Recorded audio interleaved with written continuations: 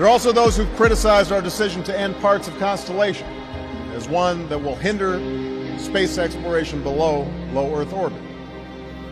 But it's precisely by investing in groundbreaking research and innovative companies that we will have the potential to rapidly transform our capabilities, even as we build on the important work already completed through projects like Orion for future missions.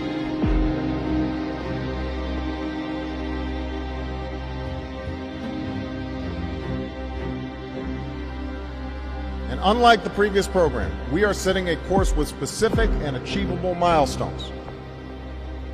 Early in the next decade, a set of crewed flights will test and prove the systems required for exploration beyond low Earth orbit.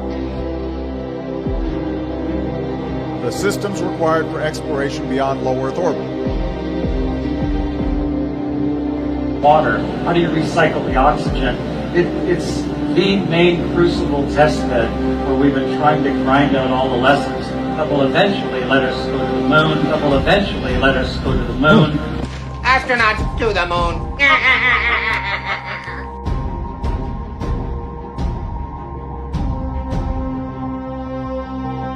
Well, that's a great question. The plan that NASA has is to build a rocket called SLS, which is a heavy lift rocket.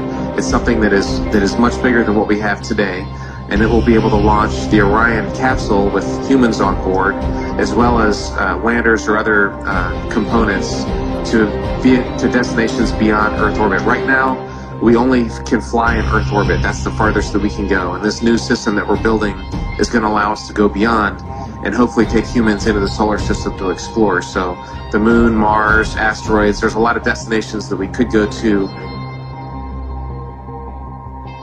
And we're building these building block components in order to allow us to do that eventually. The technologies that we're testing out on Space Station are definitely helping us with our goals of going beyond low Earth orbit. So we have a really robust exploration program at NASA.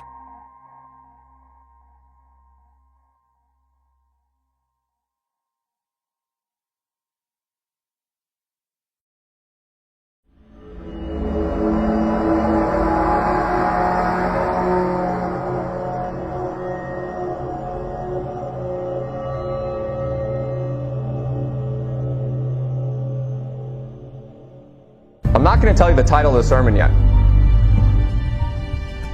What I want to do is I want to ask you a few questions. It's not going to be unorthodox, it's just going to be questions.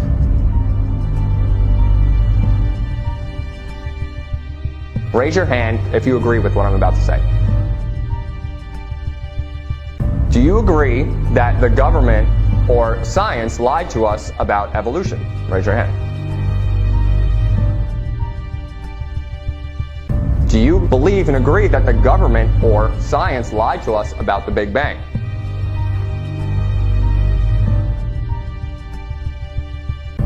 Do you believe and do you agree that the government lied about our Earth?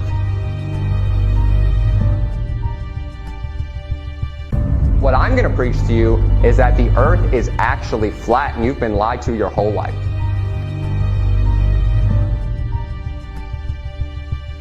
So let me ask you a few questions. Those of you, I'm not going to put anything against you. I'm not going to make you feel bad. Raise your hand if you believe that the Earth is a sphere. It's okay.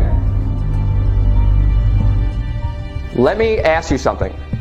Do you know anything why you believe that? Let me ask you 4 questions that you should know if you honestly believe this. 1. What is the angle of the axis of our rotation of the Earth?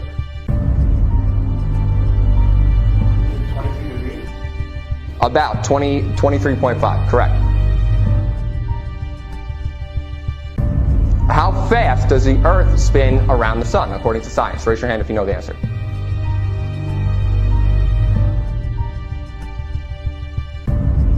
What is the formula for the curvature of the Earth if you believe that the Earth is a sphere?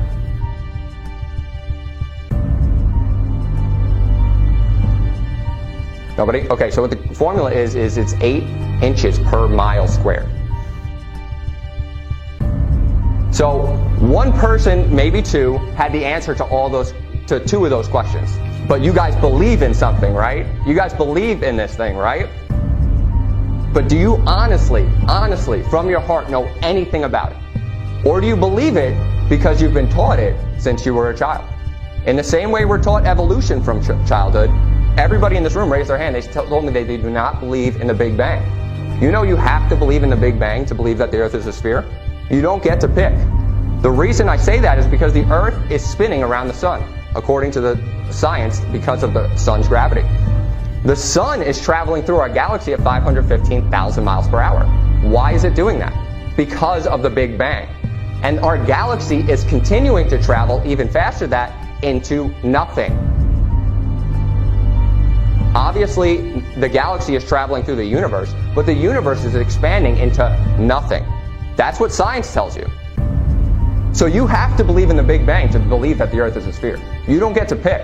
And people that try and make this distinction, no, the Earth is a sphere, and it's circling around the sun, and our galaxy is moving at 515,000 miles per hour, and there's billions of other planets, and there's billions of other stars, but the Big Bang isn't true, and evolution isn't true. You don't get to say that. It's the unholy trinity. You have to believe in three, or you don't get to believe in any of them.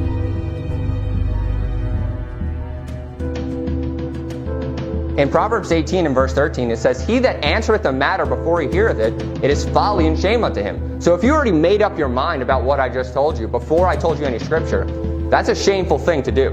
I want you to keep an open mind, keep your eyes open, read what I'm telling you. You're going to go to each verse with me. In Hosea chapter 4, verse 6, it says, "My people are destroyed for lack of knowledge, because thou hast rejected knowledge. I will also reject thee, that thou shalt be no priest to me. Seeing thou hast forgotten the law of God, I will forget thy children." So the Lord has shown me this to be true. And science proves this without a doubt, and I'll show you that as we go through. So the Earth is a circle, but I'm going to explain everything to you from the Bible first. So what you're seeing on top, you see that circular dome looking thing? That is what's called the firmament. That is what the Bible calls the firmament. So you're in Genesis chapter 1. It says, "God said, let there be a firmament in the midst of the waters, and let it divide the waters from the water." So this is creation. What happened is there was water, and God put a firmament between it. You see that dome? I'm going to explain to you what that is through Scripture. That is the firmament. And everything is within the firmament, not out in the universe. Let me prove that to you. And it said in verse 7, "And God made the firmament and divide the waters which were under the firmament from the waters which were above the firmament." So you see that there's waters which we have under the firmament, sea, land, that's under the firmament. Then there's waters also above. Keep that in mind. Above this firmament. What does firmament mean? Well, firmament, the first word firma, actually just means solid, and ment is just the end of a noun. So it just means solid thing. If you look in Ezekiel chapter 10, in verse 1, it says, "Then I looked, and behold, in the firmament that was above the head of the cherubims, there appeared over them, as it were, a sapphire stone, as the appearance of the likeness of a throne." So above the cherubims is God's throne. And there's a firmament above them. And it says, as it were, a sapphire stone, the appearance and the likeness of a throne. I believe that to be describing the throne itself, not the firmament.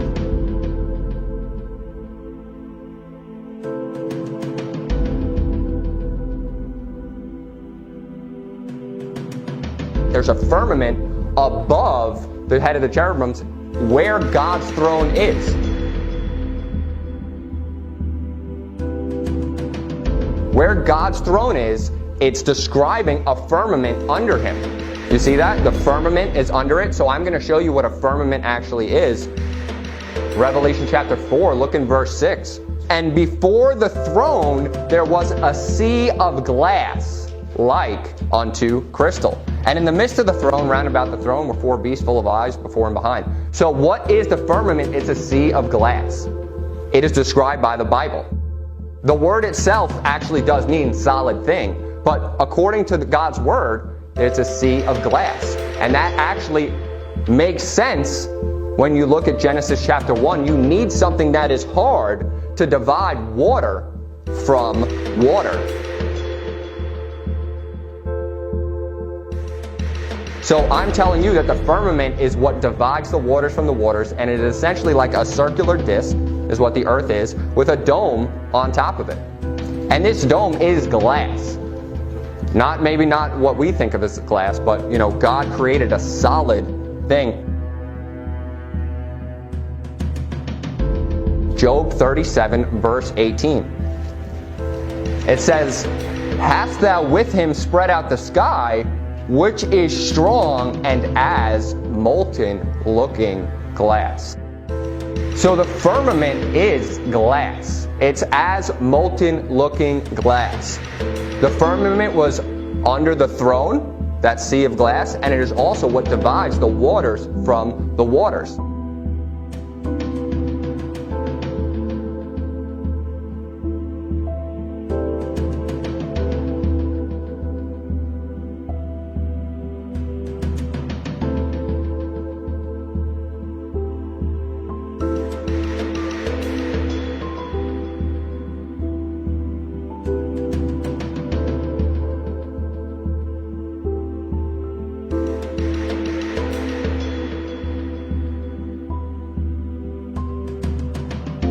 Okay, so what you're seeing here is a printout from Wikipedia. And remind you, I'm describing the firmament.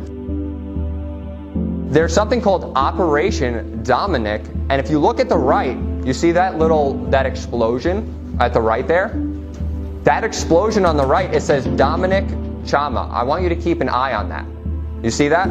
So what happened is, if you look at the last sentence in the first paragraph, it says, "The Thor missile was used to lift warheads into near space to conduct high-altitude nuclear explosion tests. These shots were collectively called Operation Fishbowl." So what happened was the government, when they started making missiles that were powerful enough that they thought they could break through the sea of glass, they, during the Cold War, used the Cold War as a tactic for exploding high-altitude missiles to try and break through what they already knew was the dome on the earth. And I'm going to prove all this to you that the government has always known that the earth is flat. It lies to us through TV, through the media, through movies. It makes you believe the world is a spinning ball hurtling through space like a marble. They even called it Operation Fishbowl. Does that not make you feel any more like you're in a flat earth with a bowl on top? They called it Operation Fishbowl, and it was to shoot missiles into space because they thought they had the power to finally break through the firmament. And actually what happens, if you read the rest of the article, these missiles would hit up at a certain altitude, and then light would shine all the way to the other hemisphere. And the reason that was is because they were hitting that glass, and the glass was reflecting it all the way across the sky. It's not some globe Earth where they're just trying. Why would they just shoot a missile in the air to see how high it can blow up? Like, are they just playing with rubber bands? Like, they're doing it for a reason, and they called it Operation Fishbowl for a reason.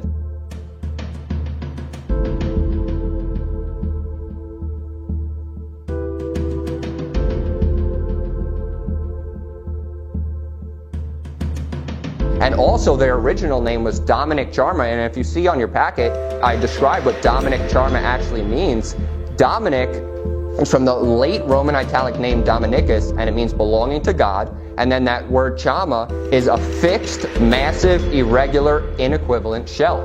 So they originally called it the shell belonging to God, but then they just termed it Operation Fishbowl.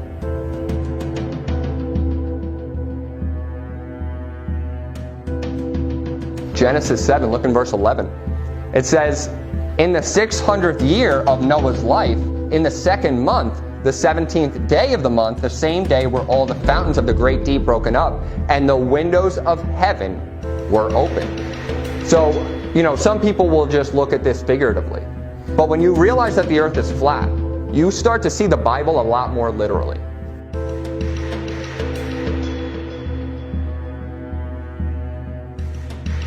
everything starts to be more literal. Stars falling to the earth, the sun and the moon being within the firmament will make a lot more sense when we start going over how the sun and the moon circulate the earth, not the other way around. We do not circle the sun. That is false. That's a false teaching. So what's happening here is when he's opening the windows of heaven, remember we said the firmament was dividing the waters from the waters. So when he's opening the windows of heaven, what is coming down? The waters that he had divided. That's how he's able to flood the entire earth. How do you flood a ball earth that's spinning like a tennis ball? Have you ever seen a wet tennis ball and you throw it and all of the water comes off of it as it's spinning? Well, they say the reason that the water doesn't leave the earth is because of gravity. But if gravity is strong enough to hold in trillions of tons of water to the earth, but a balloon can fly, a bird can leave the earth at any point, you don't have to feel like you're being pulled down at every second, but trillions of tons of water are held to the earth. Does that make any sense? What actually is happening is it's called density. So anything that is more dense than air will sink in air. Anything that's more dense in water will sink in water. Why is gravity stopping you from, let's say, you know how Isaac Newton, got hit on the head with an apple? That was because the apple was more dense than the air. And he got hit. If he was in water, that apple would have stopped right on the water. Why is the apple not going through the water if it's gravity pulling it down to the center? Because it's not more dense than the water. It's just a simple matter of density. They try and make gravity seem like the all-encompassing thing. And that's why they say because of gravity we can have multiple universes. Because of gravity we can have all these things happening. Why is it that there's no observable form of gravity on Earth? There is no object massive enough to have other objects come cling to it in the way that the sun does. They say that the sun is so heavy that the earth and the moon and all the planets circle around it. But if that is the case, why is that not observable anywhere on the planet? You cannot see that case anywhere. And if the gravity of the moon is strong enough to bring the tides in and out, why would that ever happen if the moon has less mass than the earth? Shouldn't the thing that has more mass be bringing the gravity to it? Not the thing that has less mass bringing the gravity towards its way? It doesn't make any sense. Their logic doesn't make any sense. And the pictures that you see of space, the pictures that you see of all these planets and all these galaxies, NASA has admitted that they're all fake. They're CGI. And they say they have to be CGI because they want you to believe a lie. And let me just tell you, satellites have got to be the stupidest thing. Have you ever seen a satellite?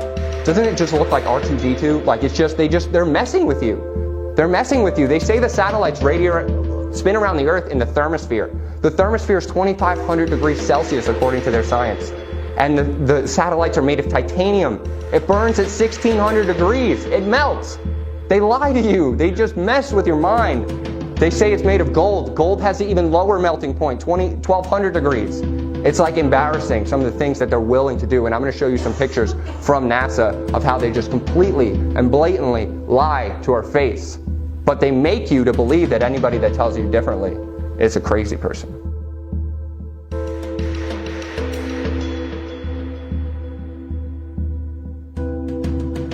These are actual depictions from NASA of what the Earth has looked like over the years. These are literally from NASA, released to the public. Look in 1975. See that big massive thing of clouds, but then you can see a little bit of continent under it? Look at 1997. You see the size all the way to the right. You see the size of that continent? 1997, the size. But then look at 2012. Right here, right in the third row over in the bottom. Look how big that continent got. The Earth's the same size, but that continent grew a lot, didn't it? It grew a lot over the course of the years, right? But then look at 2002, a completely new size.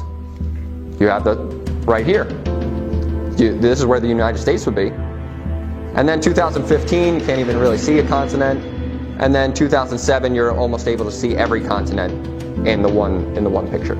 So their pictures are changing from year to year. They're never the same. They never look the same. They never match along the Earth doesn't look the same. Look at the colors don't match. The sizes never match. The Earth is always the same size, but everything in it is just a mess. Because God's allowing them to just mess up, do strong delusion. Everybody just believes it. They flat out just believe it. Last week, scientists at NASA released this. The shot is compiled from data from NASA's VEERS instrument, which orbits the Earth about every 100 minutes, taking measurements of light coming off the planet. That can be translated into ribbons of imagery like this, and then into one of these. And this is just the latest in NASA's Earth from Space album, which may be one of the most mind-expanding collections of images in human history.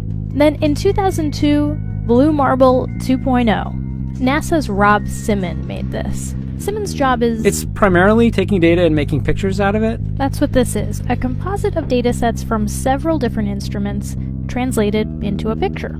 So we actually had to take clouds out. They stashed the clouds for later, went onto the ocean. That came from an instrument that measures phytoplankton in the sea. Where it was low, I colored it dark blue because they're low mostly in mid-oceans. And then where it's a little bit higher, it was like a little bit brighter green. Then add the clouds back in. There's a small problem with it because there's a very slight gap in between each orbit. So some of those are painted on. It is photoshopped, but it has to be. Then there was another layer to sort of simulate the atmosphere. And then there's this little bright spot. It's called the specular highlight. So it's the reflection of sunlight off of water. Those are the pieces, but you can't just slap them all together. It just didn't look realistic. It looks kind of flat, or the clouds are sort of too see-through. So I just hit Command-Z a lot. There's artistry to creating the world. What I imagine it to be. Unfortunately, I'm not an astronaut. I've never been to space. But I've looked at these images over and over again, trying to sort of get the essence of it. It is photoshopped, but it has to be. It is photoshopped, but it has to be. It is photoshopped, but it has to be. It is photoshopped, but it has to be.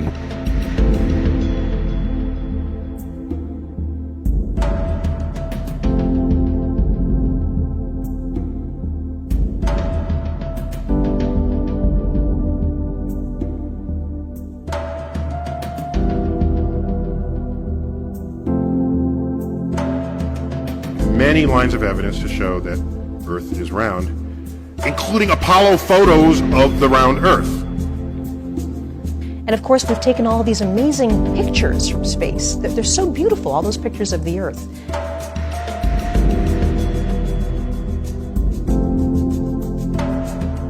There are so many proofs that the Earth is round, it's difficult to know where to start. And it's not okay to think that the Earth is flat. This is not a viable argument. I have friends who have been on the International Space Station. They have orbited the Earth once every 90 minutes. You know, I have had personal experience with people that have been up in space and can see with their own eyes that the Earth is round. And of course, we've taken all of these amazing pictures from space. They're so beautiful, all those pictures of the Earth.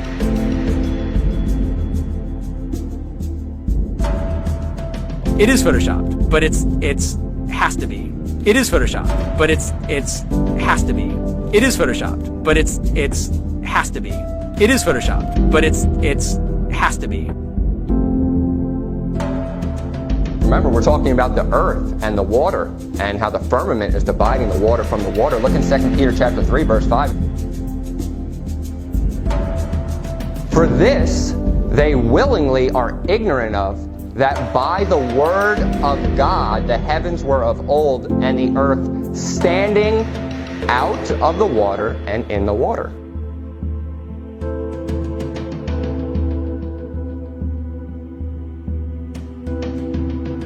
So what's that word there to use there to describe the earth? Standing. The earth is standing out of the water and in the water. That's describing the division of the waters from the firmament. But there's a reason he says the word standing. Because it's not rotating. Because it's not spinning. Because it's not hurtling through space like a marble.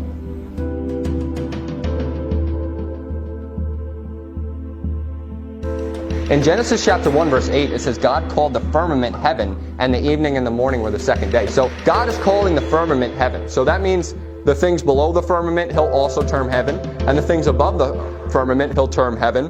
And that's why if you've ever heard of Paul ascending to the third heaven, who's read that? Ascending to the third heaven, there are three heavens if you think about it in a flat earth model. So you have the heaven below the firmament, the heaven above the firmament where the waters are and actual heaven is, and then there's a third heaven where God sits, because remember there's a firmament dividing God's throne from the angels below him, right? Because we went over that earlier. So that's the third heaven, but if you believe in the globe earth theory, there's four heavens. Because mind you, you have the earth, then space, they term the second heaven, and then the third heaven would be the area below God's throne, and then the fourth heaven would be where God sits, because they always forget that there's a firmament dividing God's throne from under heaven. Let me prove that to you. Go to 2 Corinthians chapter 2 and verse 12. It says in verse 2, I knew a man in Christ above 14 years ago, whether in the body I cannot tell, or whether out of the body I cannot tell. God knoweth. Such a one caught up to the third heaven. And I knew such a man, whether in the body or out of the body, I cannot tell, God knoweth, how that he was caught up into paradise and heard unspeakable words, which is not lawful for a man to utter. So he's caught up into paradise, and he's caught up into the third heaven, hearing unspeakable words. I believe those words were from God. I believe that he was hearing these words from the Lord. Ezekiel chapter 1. I'm going to show you that there are three heavens. The heaven that we visibly see, which is the stars, the moon, the sun, all within the firmament. The heaven above the firmament, which has the waters and where the angels are, according to Scripture. And then the heaven above that, which is where God's throne is, the third heaven.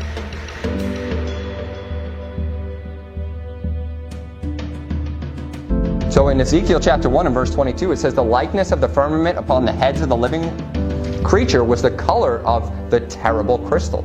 So what's that firmament describing? Again, it's the terrible crystal, that glass that we were talking about.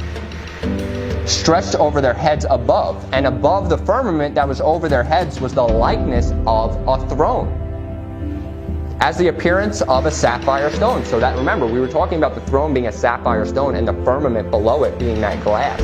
So you got the crystal, then the sapphire stone. That's that third heaven. Because mind you, the only other place the second heaven could be would be between the two firmaments. Because you have the earth's firmament, then the firmament dividing God's throne. That makes 1, 2, 3 heavens, where Paul is hearing the unspeakable things.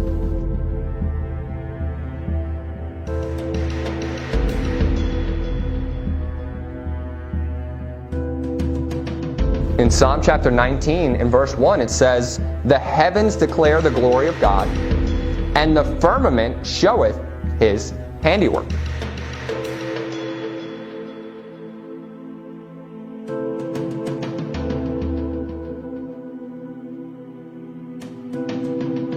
So handiwork is only used one time in the Bible, and it describes something that you would use your hands to create, like a sea of molten glass.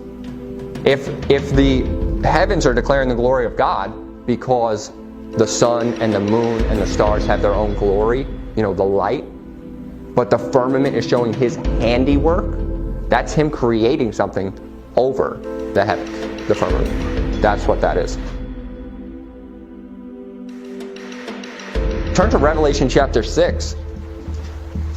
And they never show any stars in the background. I want you to always keep that in mind. There's never any stars behind the earth. There's never any stars behind the moon, because they always forget to put them in there.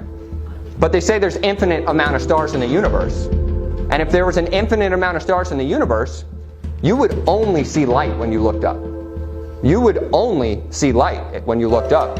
No matter how long it takes the light to get here, the light's already here. They're saying our universe is, remind you, you have to believe in the Big Bang Theory to believe this is true, because the light is coming from millions of light years in the past.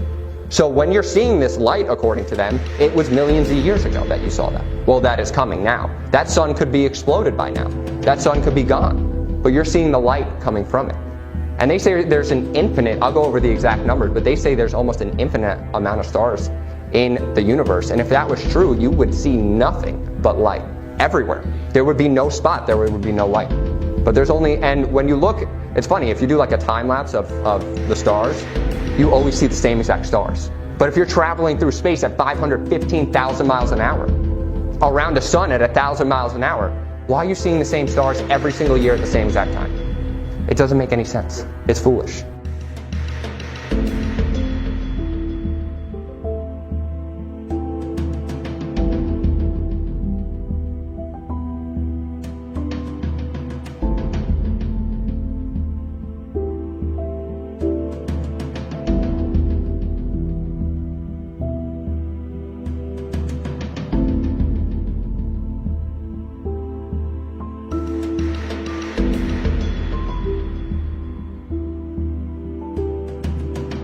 So in Revelation chapter 6, look in verse 14, it says, "And the heaven departed as a scroll, when it is rolled together, and every mountain and island were moved out of their places. And the kings of the earth, and the great men, and the rich men, and the chief captains, and the mighty men, and every bondman, and every free man, hid themselves in the dens and in the rocks of the mountains, and said unto the mountains and rocks, Fall on us, and hide us from the face of him that sitteth on the throne, and from the wrath of the Lamb." So, what did it just say? Departed as a scroll when rolled together, the heavens. Remember, the heavens are the firmament.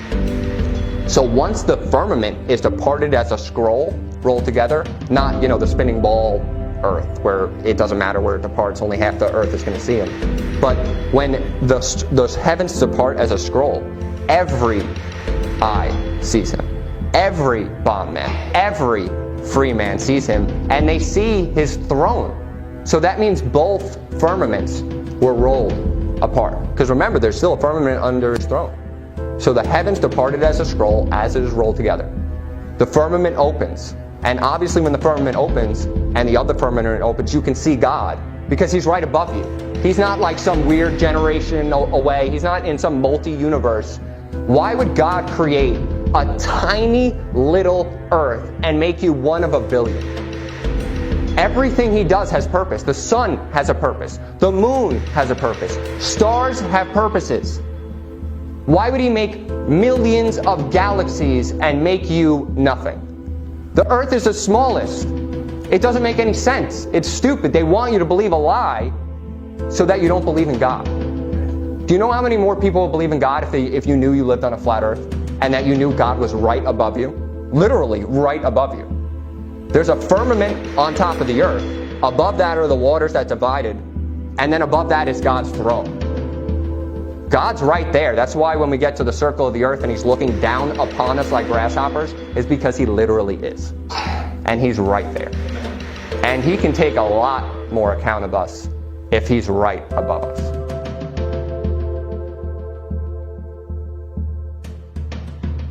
Revelation chapter 1, behold, in verse 7, he cometh with clouds, and every eye shall see him. Every eye. And they also which pierced him, and all the kindred of the earth, shall wail because of him, even so. Amen.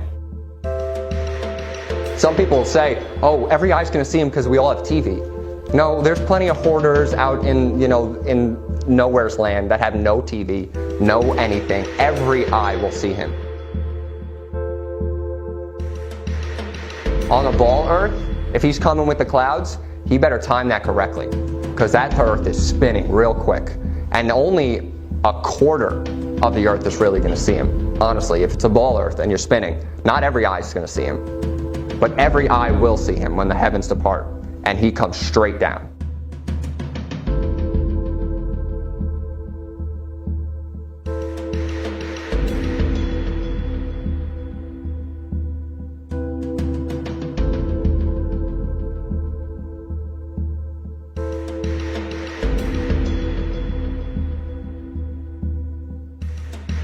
So in Daniel chapter 4, it's talking about a tree, and it says, the tree grew and was strong, and the height thereof reached unto heaven. So the height is reaching above the clouds unto heaven. It's going very high up. And then it says, and the sight thereof to the end of all the earth. So we'll go over the fact that the earth actually does have ends. and then it's not a ball, it is actually all held in together. But it's showing there that if something is tall enough or high enough, you can see it from every end of the earth. If there's a tree large enough, obviously the base would have to be very, very wide to make it all the way to heaven. And God's word is saying the sight thereof, and the sight thereof to the end of the earth, every eye can see it. In the same way that every eye will be able to see the glory of Jesus when he comes down. It's going to be literal. Everything in the Bible, assume it's literal unless it's, it has to be metaphorical.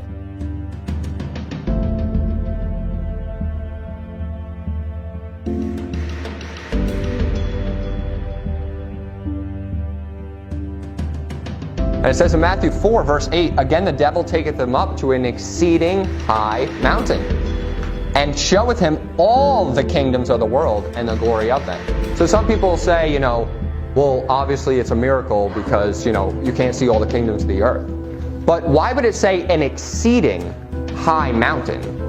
And why would it say showing him all the kingdoms of the earth? Because the mountain has to be extremely high if you can see across a flat earth all the kingdoms of the earth and the glory of them. So you have, even on a very, very clear day, on a very, very high mountain, you could see a lot of land. You could see all the kingdoms at that time. And I believe there's a reason it says an exceeding high mountain. It would have just said he just took him up and he saw everything. There's a reason he brought him to an exceeding high mountain, to show him all the kingdoms of the earth.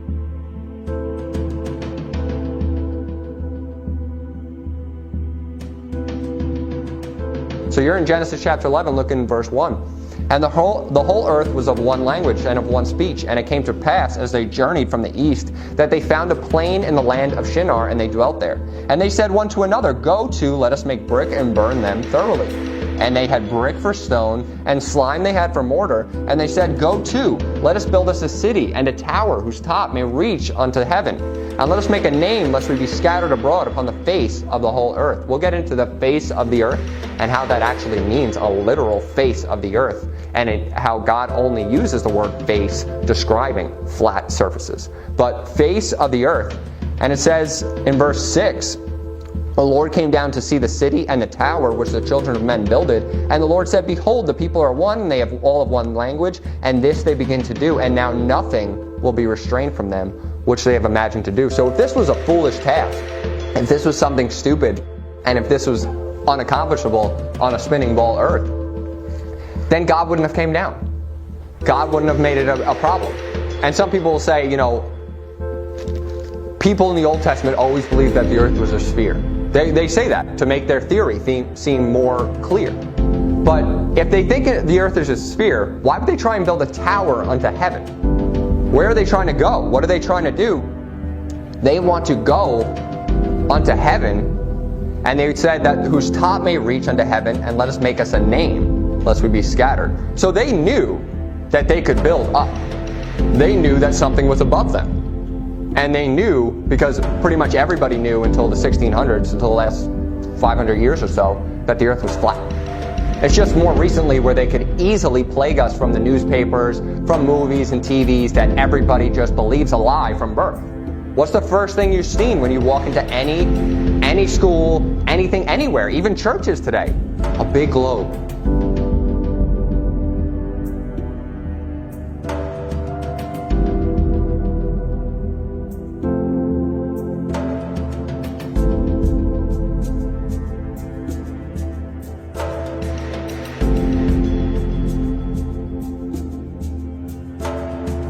The sun, moon, and stars are within the firmament. We are not spinning around them. We are not, just hurtling through space and they're everywhere. No, they're all within the firmament. Look in verse 9, it said, God said, let the waters under the heaven be gathered together into one place. Remind you, there was waters below the heaven and above the heaven. Be gathered into one place, and let the dry land appear. And it was so.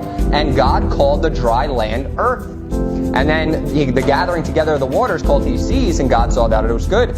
And God said, let there be lights in the firmament of the heaven to divide the day from the night, and let them be for signs and for seasons and for days and for years. So when you're Earth is spinning continually and you're seeing the same exact stars, then I don't know how that's possible in their theory. The reason that God created stars and the sun and the moon was for signs, for seasons, and the sun was given to give heat on the earth, and the moon was given for a light by night. Look in verse 15, he said, let them be for lights in the firmament of the heaven to give light upon the earth, and it was so. And God made 2 great lights. So the moon is a great light. Now, who's heard that the landing on the moon was faked? Has anybody heard that? Most people actually believe that, but they still believe in the sphere Earth. The reason the moon landing was faked is because you can't land on a light. It's not possible.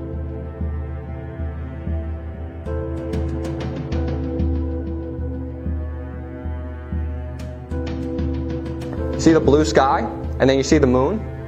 If the moon had a shade on it, that would be black. You wouldn't be able to see blue sky behind it. That's a fake when they show you the moon in space. This is what the moon really looks like. It's a light. It's not something you can land on. That's why you can see through it. Because it's a light, and God has given it to have different seasons, for different seasons. So, when he calls it a new moon, he means the light is fully shining. But when it's lesser moons, it's not shining as much. That's why you can see blue sky behind the moon, because it's in the firmament. It's in the sky. It's within our own enclosed system. If this was the shade of the sun, this would have to be black, because that's what a shadow is. Black.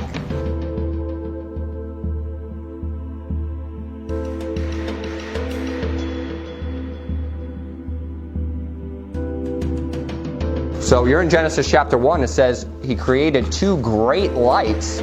The greater light, the sun, to rule the day. The lesser light to rule the night.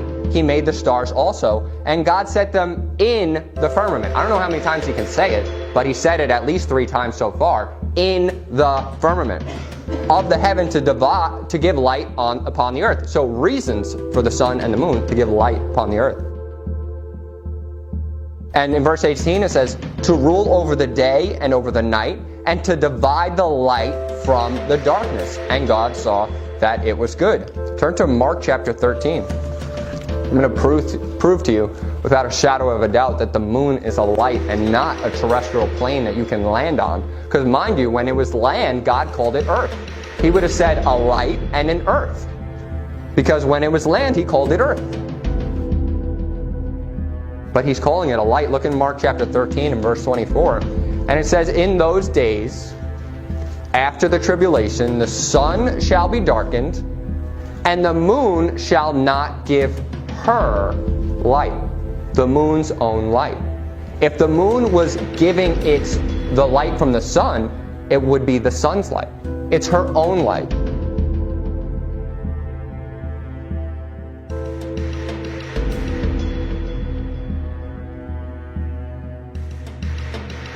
This is a literal picture from NASA that they released to the public. And in their fake CGI imaging right here, you can see that they're taking this picture from behind their false moon and their false world. And the sun is shining on the earth, but it forgot to shine on the moon. It forgot right here. There's no sun here. There's no light here. This was released to the public. There would be light here if the sun was behind it. This should be illuminated. It's darkened because it's fake. And the moon's a light. Revelation 21:23 reads, and the city had no need of the sun, neither of the moon to shine in it. For the glory of God did lighten it, and the Lamb is the light thereof. So why would it mention the moon as a light if it wasn't giving it off its own light? You wouldn't need that extra wording there. It doesn't make sense.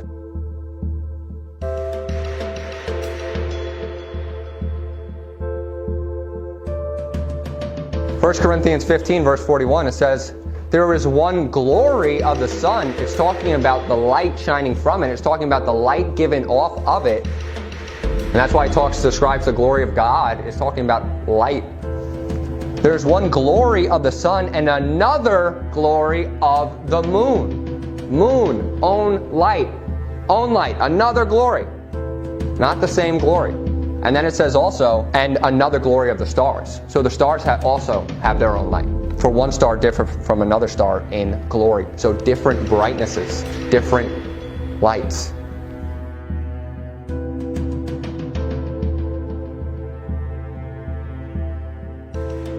And mind you, if the moon is a light and not a plane, everything you've ever been told is a lie.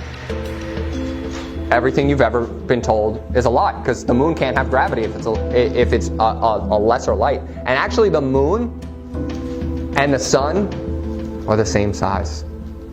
Why would they look the same exact size and be exactly the perfect distance away from each other to look the exact same size? If the sun is billions of times bigger than the earth, or however many times bigger, and it would have to be the perfect distance away, and the moon would have to be the perfect distance away for them to be the same exact size. It doesn't make sense. They're the same size. One's just a light for night and the other's a light for day. They're in the firmament.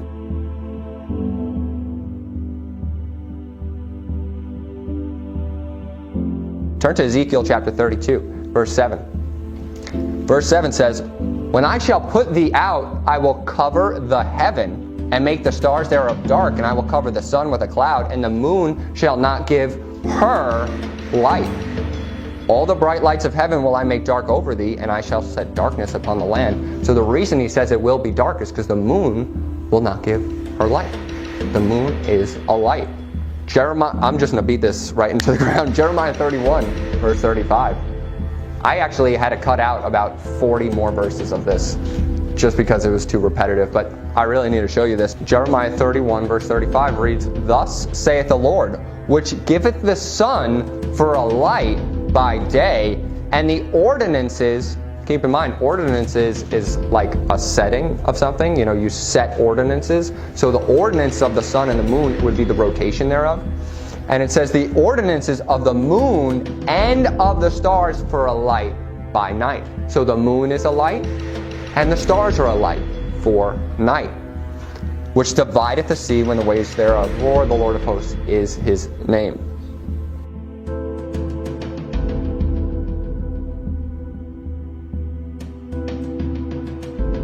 Isaiah chapter 13 and verse 10, it reads, "For the stars of heaven and the constellations thereof shall not give their light. The sun shall be darkened in his going forth, and the moon shall not cause her light to shine."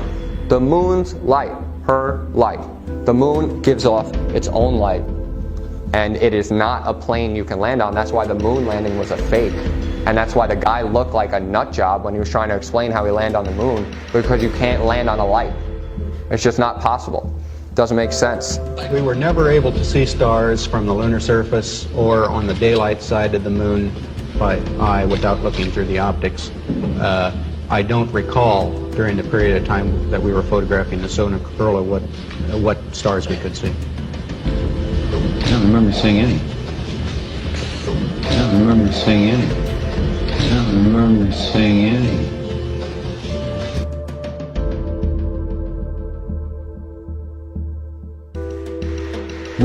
Whilst from in Mark space, Cameron. This is from Mark Cameron. Whilst in space, have you ever looked away from Earth into the black void?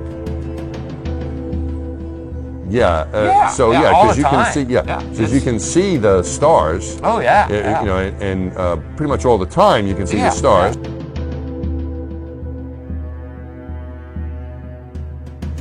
We were never able to see stars from the lunar surface or on the daylight side of the moon. The sky is a deep black when viewed from the moon, as it is when viewed from cislunar space, the space between the Earth and the moon. And we could not see stars. It's not a black void. I mean, it's black, but there's all kinds of little polka dots. There's all the stars there, and the cool thing is about it, you can see it during the day.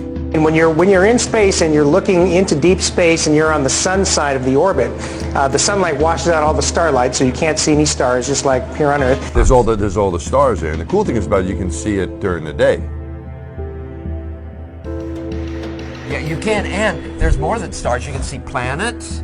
You right? can see moons. You see the gas Magellan clouds of the Milky you Way see galaxy. the Magellanic.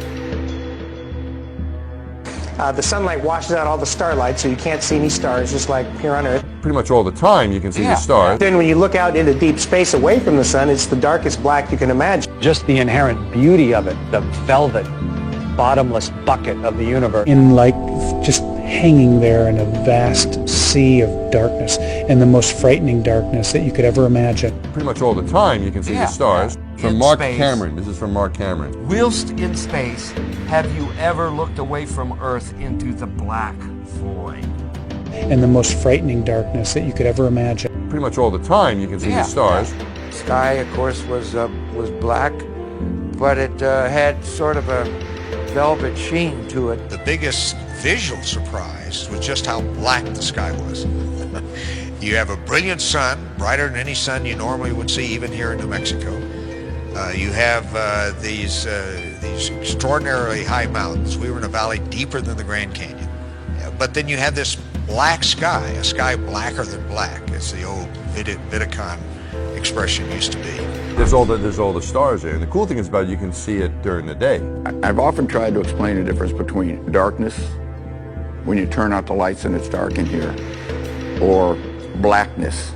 Blackness is the endlessness of it all. It's hard to comprehend.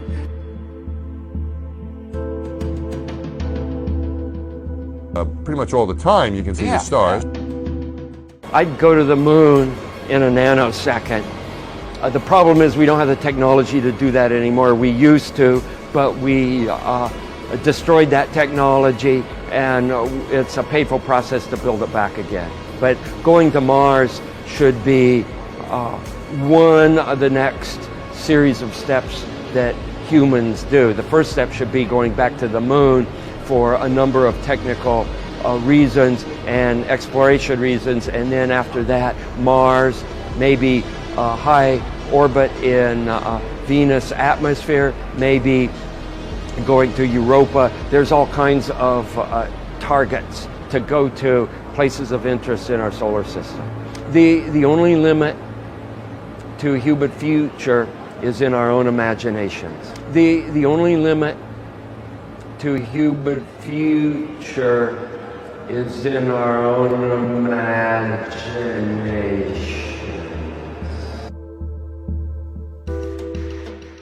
The Vector, NASA's official logo. If you've ever looked at NASA's official logo, both their official insignia and their official seal, you'll see that the most prominent object in the seal is a red swooshing object. They call that the chevron or the vector.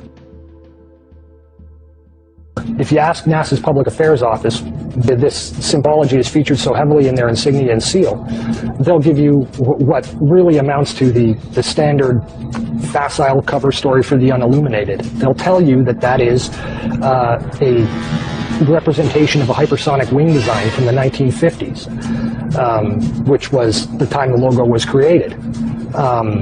Not exactly the case. Someone might want to ask the Russian Federal Space Agency, Roscosmos, that was formed in 1992, why they chose that same logo. And while you're at it, you can go ask the Chinese, who formed their space agency in 1996, why in the world they're using a hypersonic wing design from the 1950s as their official logo. Then you can ask the Japanese, the South Koreans, Taiwanese, Malaysia, Mexico, Iran, all of these countries, even Bulgaria. They all utilize the vector symbology in their space agency logos for their national space agencies. It gets even deeper. You can go look at the individual manned program patches for NASA. The Mercury program, for example, a blatant use of covert symbology. In every logo dealing with the Mercury program, you'll see what looks like a number 7 in their logo.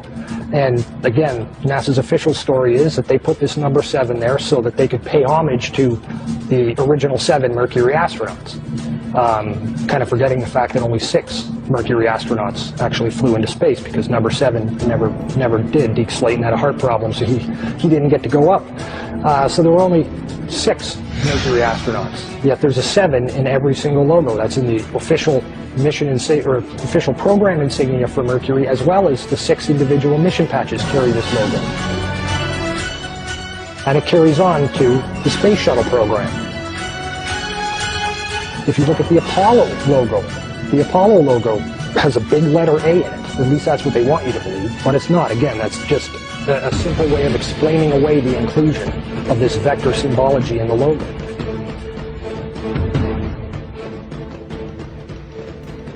If you go to the space shuttle program, the original space shuttle STS program patch is a triangular patch that, again, hides the use of the chevronic vector symbology. And that also goes for many of the STS-specific mission patches. Every single one of the International Space Station expedition patches carry the vector symbology. The Russian Mir space station used the vector symbology. That was their official logo. You can even go deeper and look at military-industrial complex companies. Look at the logo on a company like Lockheed Martin, 2 vectors. The X-Prize logo, Ames Research Labs, U.S. Space Command. When you get into the military realm, the United States Space Command, their official logo is the vector symbol. And when you look at the military's individual space-specific programs, all of them deal with vector symbology in their official insignias. And the question really becomes, who or what are these people paying homage to? And the truth, quite frankly, is out of this world.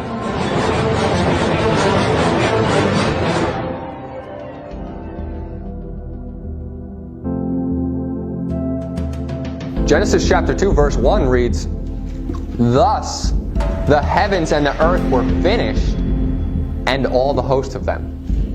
So all the hosts of them, if you believe in the globe model, would include the universe.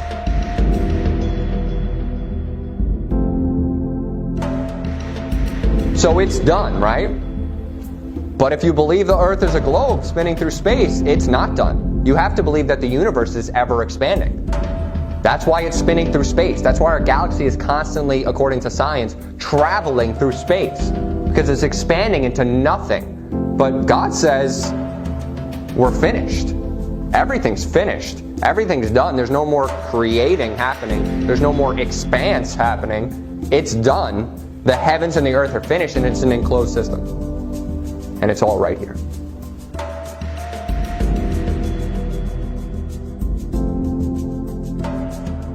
One thing I really want your generation to embrace is that the Earth is a closed system. We cannot leave the Earth. There's no place to go. One thing I really want your generation to embrace is that the Earth is a closed system. We cannot leave the Earth.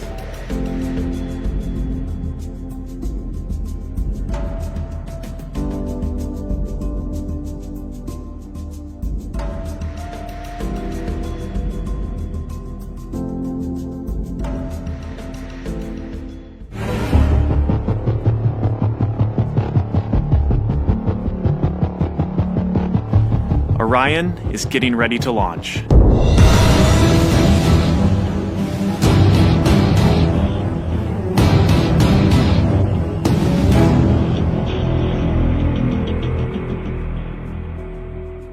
My name is Kelly Smith, and I work on navigation and guidance for Orion.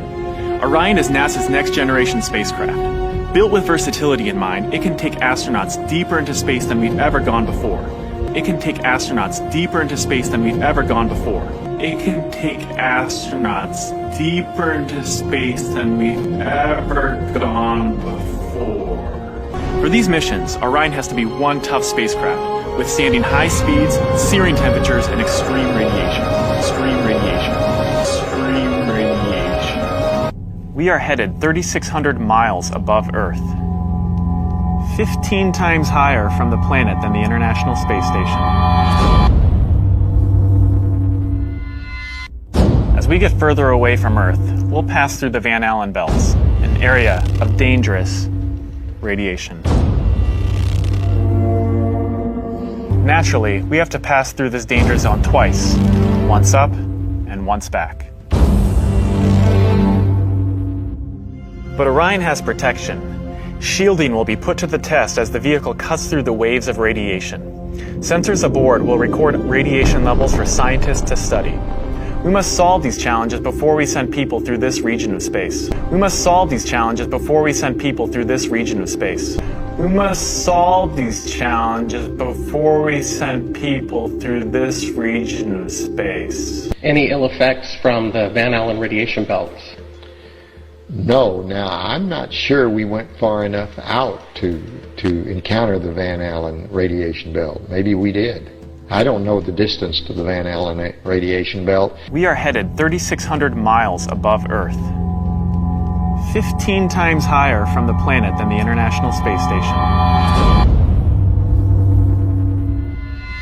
Any ill effects from the Van Allen radiation belts? No, now I'm not sure we went far enough out to encounter the Van Allen radiation belt. Maybe we did. I don't know the distance to the Van Allen radiation belt, and if we did, it wasn't a problem. We must solve these challenges before we send people through this region of space. If we were going to encounter it, then we would have had to build the spacecraft and the spacesuit to not give humans a problem. We must solve these challenges before we send people through this region of space. You don't just build something and hope it works. You study to see what the threats are, the environment is, and then you say, how thick do I have to make the metal on the spacecraft so that going through this kind of radiation or these kind of meteoroids, it won't get hurt.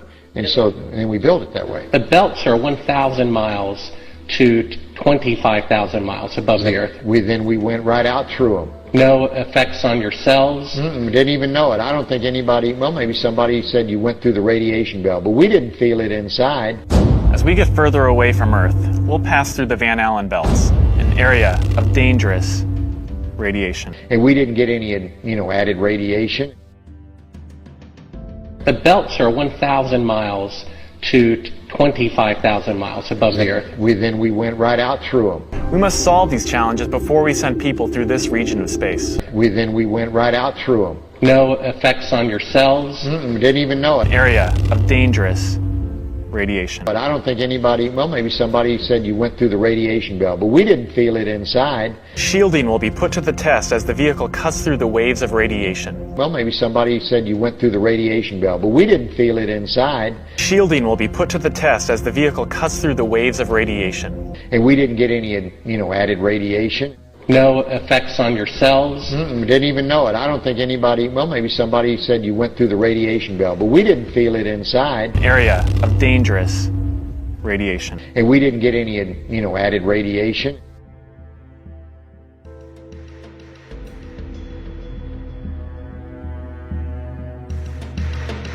Science will also tell you that they know the radius of the Earth, right? Because you need to know the radius to calculate the curvature. So they know the radius of the Earth. They know how wide the Earth is in their sphere model. Turn to Job chapter 38. I'm going to prove to you that you can't find out the radius of the Earth because it's a flat Earth. And God says you can't find it out, and I believe him. Job 38, verse 4. It says, "Where wast thou when I laid the foundations of the earth? Declare if thou hast understanding. Who laid the measures thereof, if thou knowest? Or who hath stretched the line upon it? Hast thou perceived the breadth of the earth? Declare if thou knowest it all." So God is saying you can't find out the radius of the earth. You won't find out the radius of the earth because we're not trying to measure a radius. Mind you, it's not a sphere. And I'm sure maybe we could measure from endpoint to endpoint, but they're not going to let us do that because, they all are pushing this globe theory, but that's still not the radius up and down. We'll never find that out. We'll never know that. And it says, who has stretched a line upon it? I'll go into that more, but a line is a unit of measurement or a way of measuring a straight, flat, fixed plane. You don't use a line. I'll prove that to you from the Bible, that you don't use a line to measure something that's curved. You don't use a line to measure something that is curved. It says in 1 Timothy chapter 6, verse 20, Timothy, keep that which is committed to thy trust, avoid profane and vain babblings and oppositions of science, falsely so called. So if science is going against Scripture, we need to go against science.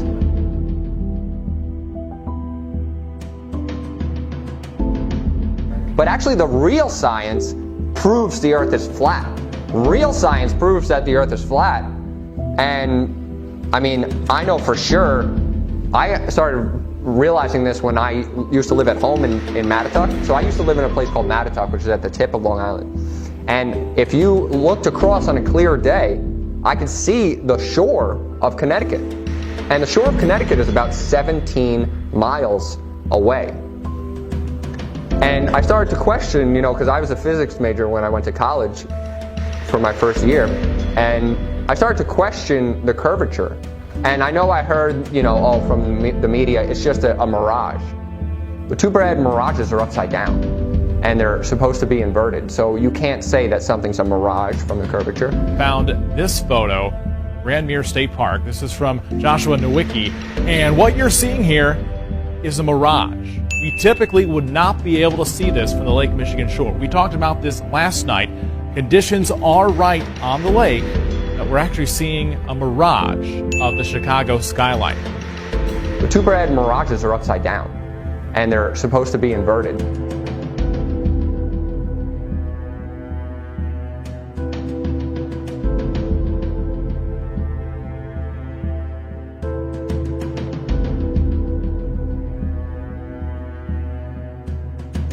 Very interesting. Here's what's happening. This is a good example of a superior mirage. So Joshua was on the Lake Michigan shore. He was looking towards the west, and Chicago's beyond the horizon. Should not be able to see it. However, with the right conditions, we have an inversion.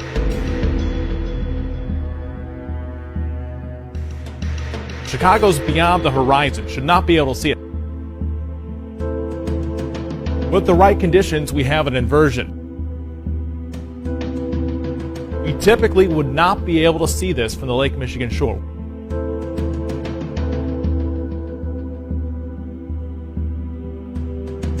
What you're seeing here is a mirage.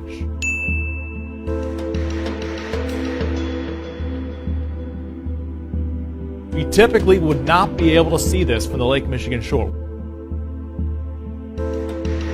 So I started to question it. And I did the math. I found out, I said, you know, 17 miles away, mind you, the earth is supposed to curve 8 inches per mile squared. So 17 miles squared times 8 inches divided by 12, it's about 192 feet of curvature you're supposed to see. So I shouldn't be able to see the shore, let alone any buildings in Connecticut. But it was clear as day. Even with and then just get binoculars, then it's even more clear. It's easy that you're just looking at a flat surface. Who saw that picture of Chicago, I think it was, on the news, where they showed Chicago from almost 40 miles away, and the news was trying to explain it like, oh, you're seeing a mirage. Mirages are inverted. Chicago would have been upside down. You were actually seeing, they were proving that the earth is flat, because 40 miles away is a very, very long distance, and the earth should have curved, I didn't do the math for this one, but at least 400 feet, maybe 600 feet. Probably more than that. I didn't even do the math yet. But it's just a big lie. It's always been a lie. And some people will say, well, what about sailboats? When you see a sailboat going, that sailboat, it drops, right? No, it doesn't. Get binoculars. You'll just see the bottom of it right there. But I'll just prove to you why that happens. So when you're looking at something, picture you're looking down a hallway. You ever see a hallway? You know that every single border is the same, right? It's equidistant this way and equidistant this way. What happens to your vision as it goes farther away? It looks like the top is coming down, right? It looks like the top is getting lower. But it's not getting lower, it's the same height. If you walked all the way over there, it would be the same height. But all the converging lines come to your field of vision. So when you see a sailboat or a boat going away from you, it looks like it's getting lower. It looks like the top is dipping down. But what's actually happening is that all your converging lines of your vision are coming together. And if you would just take a camera that can zoom or binoculars that could see farther, you could be able to see the bottom of that boat. There was no dip. There was no curvature. There was nothing. It's just the field of your vision. That's why when you look at a hallway, all four sides are coming together in the top of your vision. It's just the way your mind processes things. It has nothing to do with the fact that something's curving, because people online, you can just go look. People just zoom in, like they'll see a boat, you'll be like, oh, it's gone. And then they just use their camera and just zoom in a little bit, and it's like, oh, it's right there. It's still right there. Because it's so simple. It's just easy to prove that the earth is flat.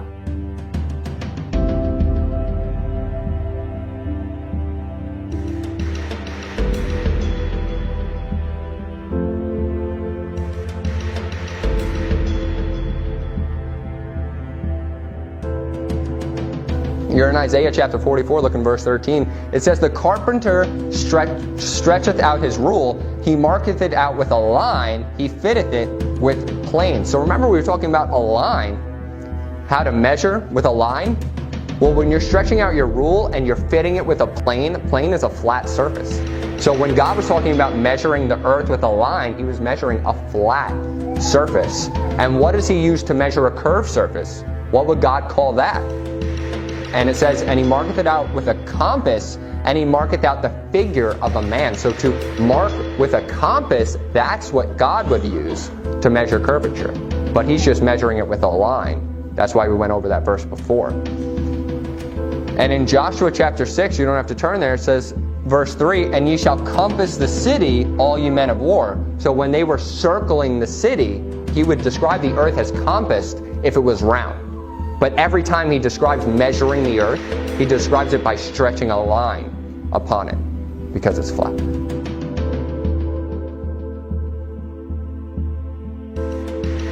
Jeremiah chapter 31 verse 37 says, thus saith the Lord, if the heaven above can be measured, and the foundations of the earth stretched out beneath, I will also cast out all of the seed of Israel. So the science saying, I know the radius of the earth, God is saying you can't measure that. God is telling you you can never measure how high heaven is. You will never be able to figure that out. But science tells us we can, because they're lying. If God says we can't measure it, then we can't. And it says in Proverbs 25:3, the heaven for height, the earth for depth, and the heart of kings is unsearchable. So you'll never know how far the firmament is up, and you'll never know how deep hell is below us. Because you know how everybody says, and the Bible teaches that hell is below us. But isn't that such a finite place for hell? You know, you got billions of souls going to hell. And if you believe the earth is a globe, you only got so much space to put all those souls. We got to think of stuff more literally as a church, you know. If there's nothing under us, if it's an enclosed system and hell is beneath, God's got a lot of space to put hell. He's got a lot of space for all those souls.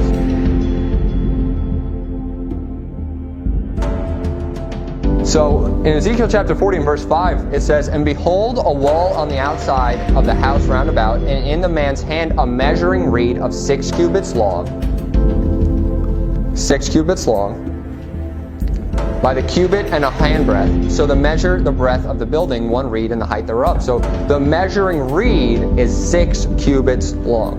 1 reed is 6 cubits. I'm just going to use some science here real quick. 1 reed is 6 cubits. Turn to Ezekiel chapter 45, look in verse 1. It says, moreover, when ye shall divide by lot the land for inheritance, ye shall offer an oblation unto the Lord, a holy portion of the land. The length shall be the length of 25,000 reeds. So he's using 25,000 reeds to measure the length of land. But a reed is a straight object. A reed you would use to measure something flat. And 6 cubits is the length of a reed. Times that by 25,000 reeds, that's 225,000 feet, which is 42.6 miles that they're measuring. With the formula for the curvature of the earth would have dropped 1,200 feet by then. You wouldn't use a reed to measure 1,200 feet of curvature, and you didn't account for that in any of his measurements, because you have to account for curvature when you're actually measuring out distances. That's why you can talk to anybody that lays track for trains. They never account for curvature because it doesn't exist. There's no curvature in the earth. They only count for going up and down hills. There's no curvature. There's actually, if you actually do the math, there should be a lot of curvature when you're doing 40 miles, 50 miles, hundreds of miles. You're not buying more track for hundreds of miles when you should be if there's a lot of curvature. But it's just a big lie.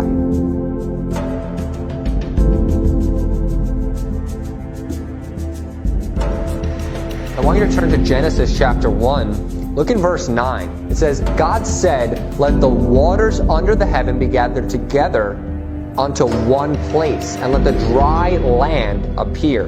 And it was so. So this is earth being created.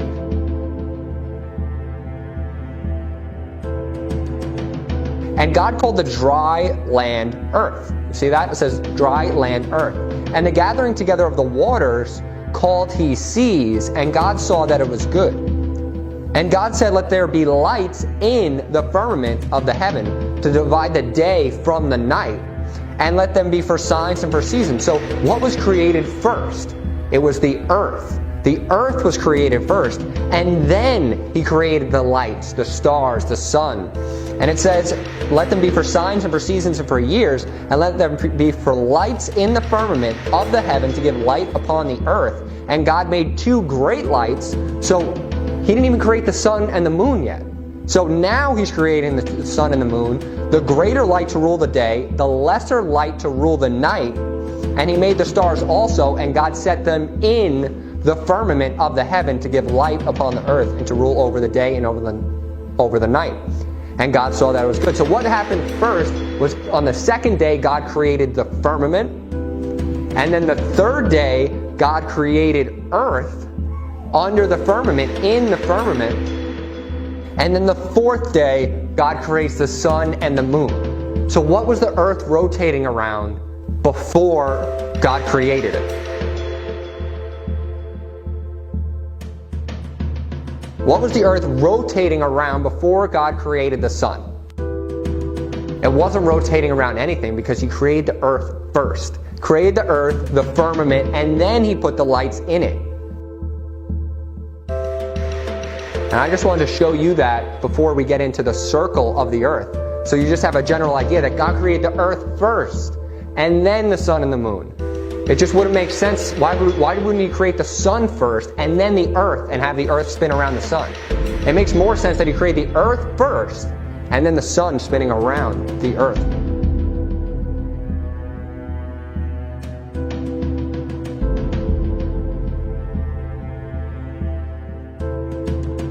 So let's get into the circle of the earth. In Isaiah chapter 40 and verse 22, it goes over something very specific. And it says in verse 22, it is he that sitteth upon the circle of the earth, talking about God, and the inhabitants thereof are as grasshoppers, that stretcheth out the heavens as a curtain, and spreadeth them out as a tent to dwell in. This is the flat earth model of the universe. Well, I don't like to call it a universe because it's an enclosed system. So the flat earth model of the world.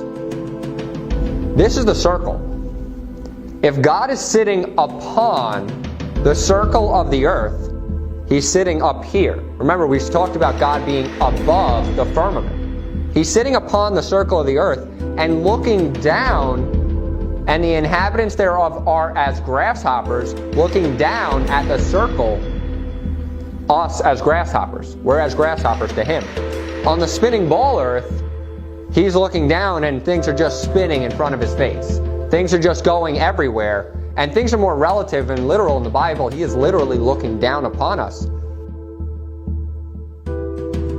And it says, he that stretcheth out the heavens as a curtain, and spreadeth them out as a tent to dwell in. So when you think of a tent, what do you think of?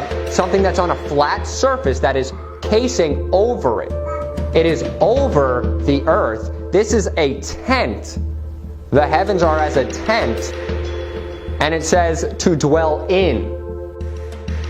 Because he's talking about stretching out the heavens and spreading them as a to dwell in. We are dwelling in that tent.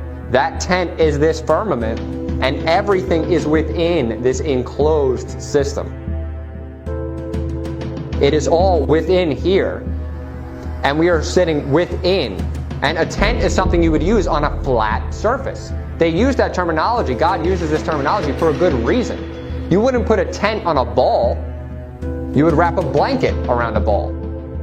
But a tent is something that you set pillars and you establish it, and then everything else is within it.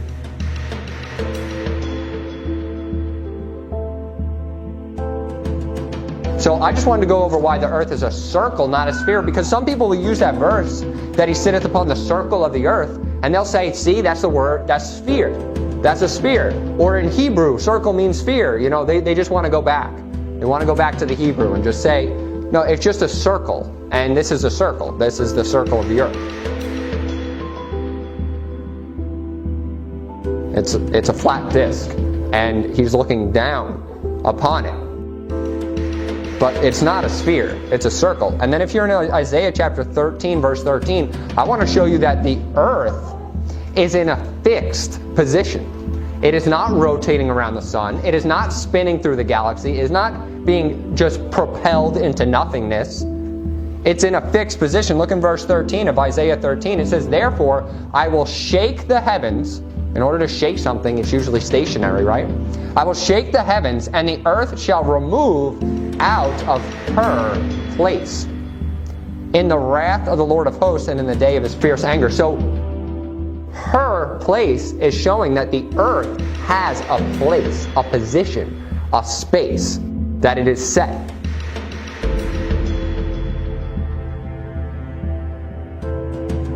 In the rotating earth, where it's just going everywhere and, you know, it's going through space and it's traveling around the sun, which is traveling around the galaxy, there's no fixed place for Earth.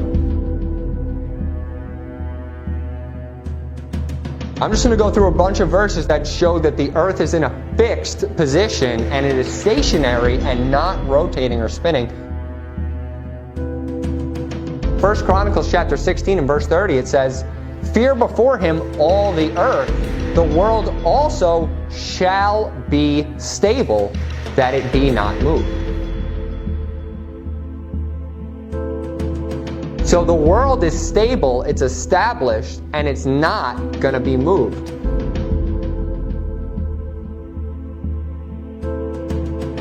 Psalm 33 and verse 8, it says, let all the earth fear the Lord. Let the inhabitants of the world stand in awe of him.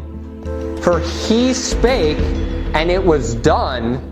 He commanded, and it stood fast. So he's talking about the inhabitants of the world, and he's saying he spake, and it was done. Everything was created. And he commanded, and it stood fast. When something is staying, it's stood, it's in one place. And when it's fast, it's fastened. It's staying in that one place. Psalm 93 in verse 1. It says, the Lord reigneth, he is clothed with majesty, the Lord is clothed with strength, wherewith he had girded himself. The world also is established, that it cannot be moved.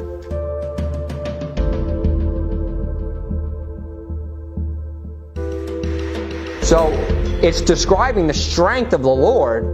It's describing that he is clothed with majesty and clothed with strength, wherewith he had girded himself. And he's talking about something the Lord created, the world, also established, and it cannot be moved. It's in one fixed place. It's not rotating or spinning.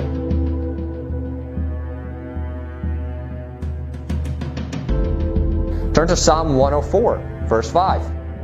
Verse 5 reads, who laid the foundation of the earth, that it should not be removed forever? So the foundation of the earth is, when you think of foundation, you got to think of what it is built upon.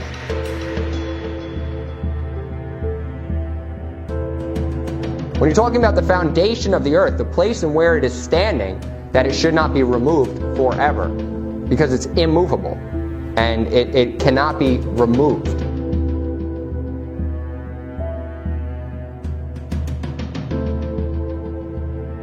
Isaiah chapter 45 and verse 18.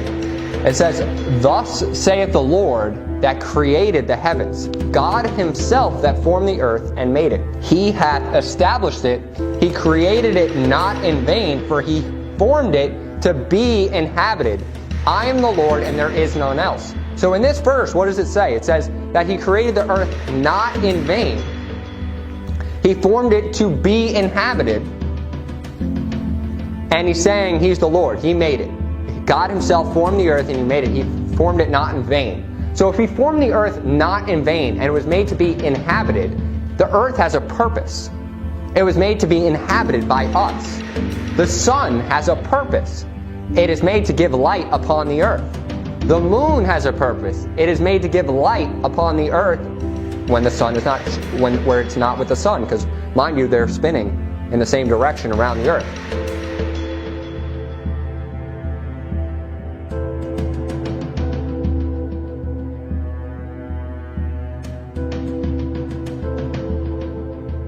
So everything God created has a purpose. He formed the earth for a reason, for it to be inhabited. Why would He create a vast expanse of billions of galaxies, billions of other planets, billions of other stars, if they have no purpose? Because they don't have a purpose. They have no purpose if you believe that there's billions of other galaxies, billions of other stars, billions of other planets. Those things were created by science to deceive you, to make it seem like there could be other life out there. To make it seem like God did not make us personal, but He formed the earth for a reason, so it would be inhabited by us as people, so we could inhabit it. Nothing is vainly created. He said He created it not in vain. Vain, it just means vanity. So if something's created in vain, it doesn't have a purpose. It's useless. In the same way that other planets, other galaxies, other stars millions of light years away, they're useless. They're vanity. They're created in vain for no reason.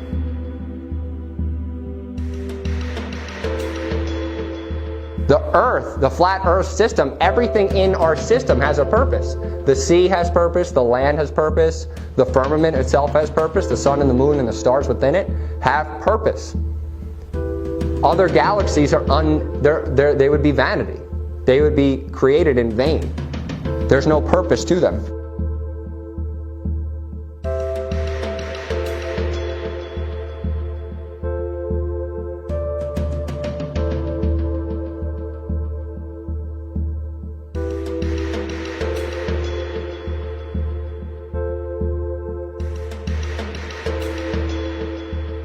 So I'm going to go over a couple verses that talk about the earth being on pillars.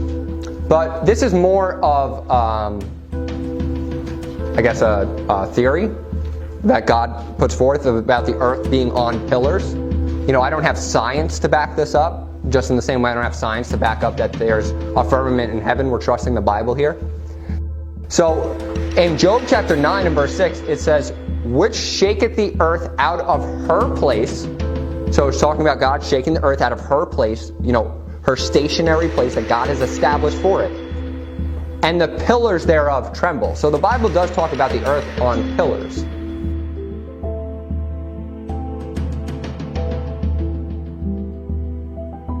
And the pillars necessarily don't have to have a foundation. Because some people will say, well, if the earth has pillars, then what about the earth being hung on nothing? The earth hangeth upon nothing. We'll go over that.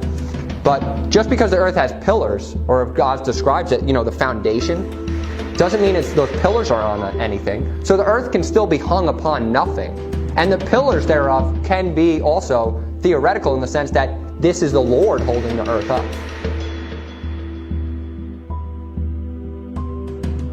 1 Samuel chapter 2. I'm going to talk about these pillars a little more. 1 Samuel chapter 2 and verse 8. It says, he raiseth up the poor out of the dust, and lifted up the beggar from the dunghill, to set them among princes, and to make them inherit the throne of glory. For the pillars of the earth are the Lord's, and He hath set the world upon them. So the pillars of the earth are the Lord's, and He has set the earth upon them. So, this could put forth the theory that there are pillars holding the earth. Pillars holding this flat earth up. And the Lord has established them.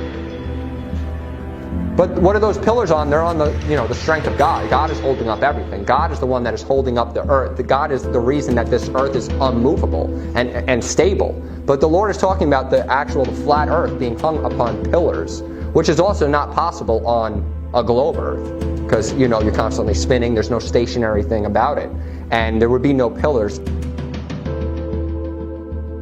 It's the Lord that is actually holding the earth. It is the Lord that's keeping the earth stationary. It's the Lord that has established the earth, and He created it. Look in Psalm 75 and verse 3.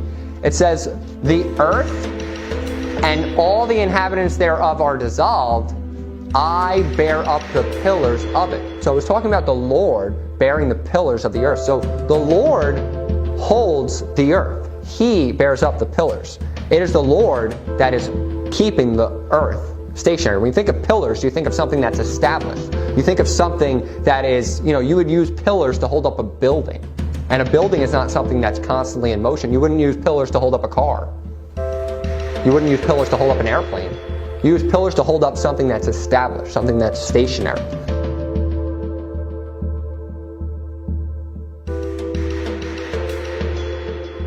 And in Job chapter 26, verse 7, he's talking about the Lord, and he says, He stretcheth out the north over the empty place, and hangeth the earth upon nothing. So if you think of the north as the center of the flat earth, and he's stretching out the north over the empty place, because it's a circle. And he's hanging the earth upon nothing. So those pillars, he's establishing them. He's holding the earth. He's keeping it fastened. And that is literally hung upon nothing. You can't say the pillars are hung upon something because it's the Lord that has established it. And he's stretching out the north over an empty place. Stretching out the north over an empty place. And hanging the earth upon nothing. But in the heliocentric model of the earth is hung upon the gravity of the sun. People say, because it's spinning in space, it's hung upon nothing. But it actually, if it's tied to the gravity of the sun, it is hung upon the sun's gravity. And it is hung upon the weight or the mass of the sun. And it is not hung upon nothing because it according to science, it rotates the same distance every single year around the same exact thing, and it is hung upon the gravity of the sun. So I just wanted to disprove that, some people will say, the earth is a ball because it's not hung upon anything. But, if you believe in gravity and you believe that gravity is holding the earth, it is holding the earth in its rotation around the sun. But I believe that the Lord is holding up the earth and He has established it. It is His to hold up, and He's hanging it upon nothing. He's hanging it upon nothing because it's established on His pillars.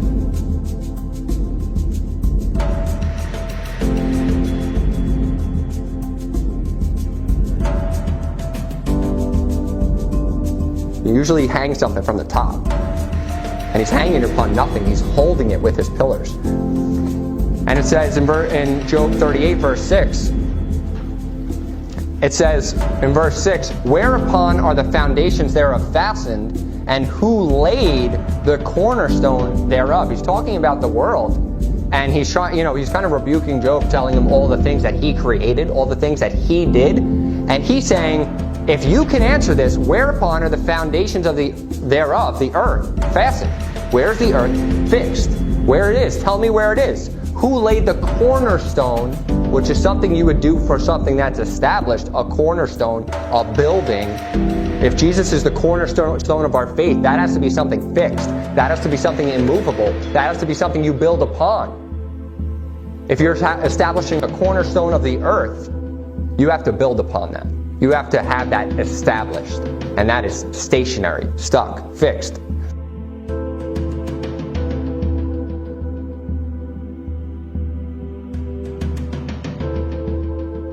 I'm going to prove to you that the earth is a flat surface. Go to Genesis chapter 1. Genesis chapter 1. So throughout the Bible, almost 40 times, the Bible will use the word face.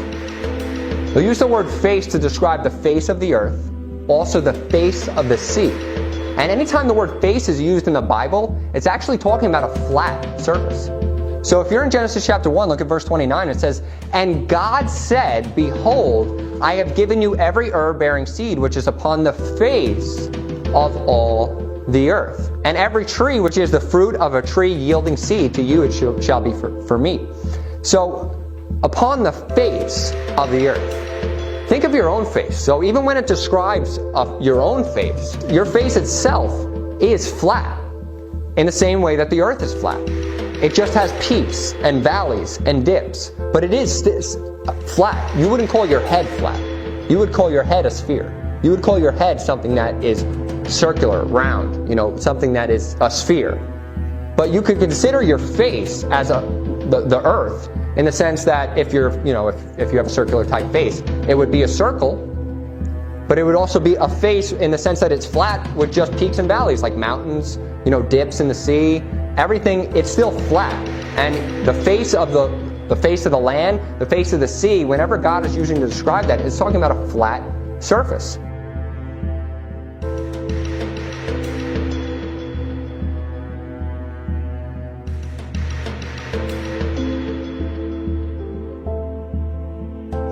So this is at sea level, and there's a reason it's called sea level, because it's level. The sea is not curving, it's level completely throughout the world. So this is at sea level. You see that the horizon is flat. And then you go up a little more. This is at ground level. The horizon, you see the horizon is flat. And then the top picture is above the clouds, but do you see how the horizon is also flat? Why is it flat? As no matter where you go, no matter how high you go up on the earth, and you can find these videos online. I'm going to make a documentary about this sermon, these two sermons, and I'm going to show you video. But why is it flat as you go higher and higher and higher? It's because the earth is a flat surface.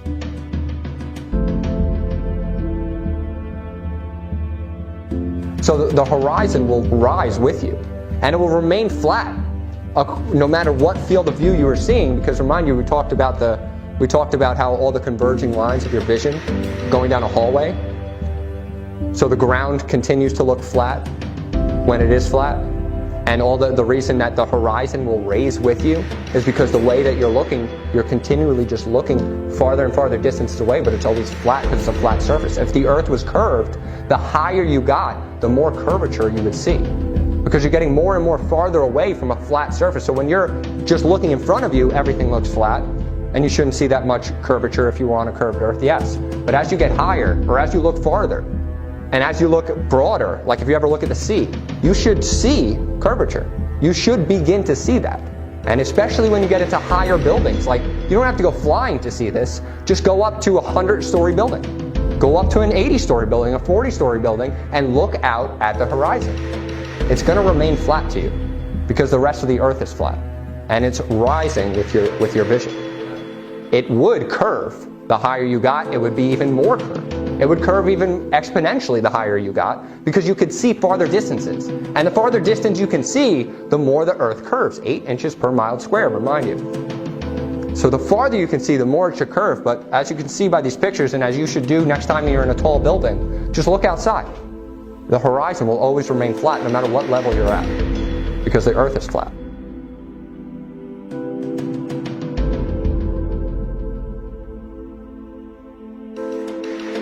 Numbers chapter 22. So remember how I described how your face was flat, and how any time the word face, whether it be talking about the sea or the land, is describing a flat surface? Look at Numbers chapter 22 and verse 31. It says, "Then the Lord opened the eyes of Balaam, and he saw the angels of the Lord standing in the way, and the sword drawn in his hand, and he bowed down his head and fell flat on his face." If your face wasn't flat, he wouldn't say flat on your face, because the Bible is very literal. So he did fall flat on his face, whether he hit his nose first or not. It's still a flat surface. Whenever the Bible is talking about the face of the water, the face of the land, the face of everything, it's talking about face because it is flat.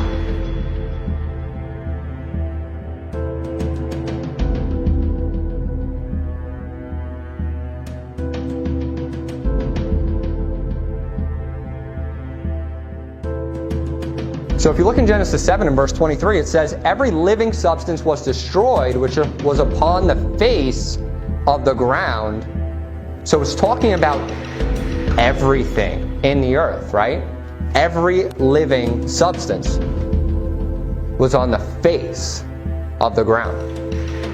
So it's talking about a flat surface, and every living substance being on the face of it.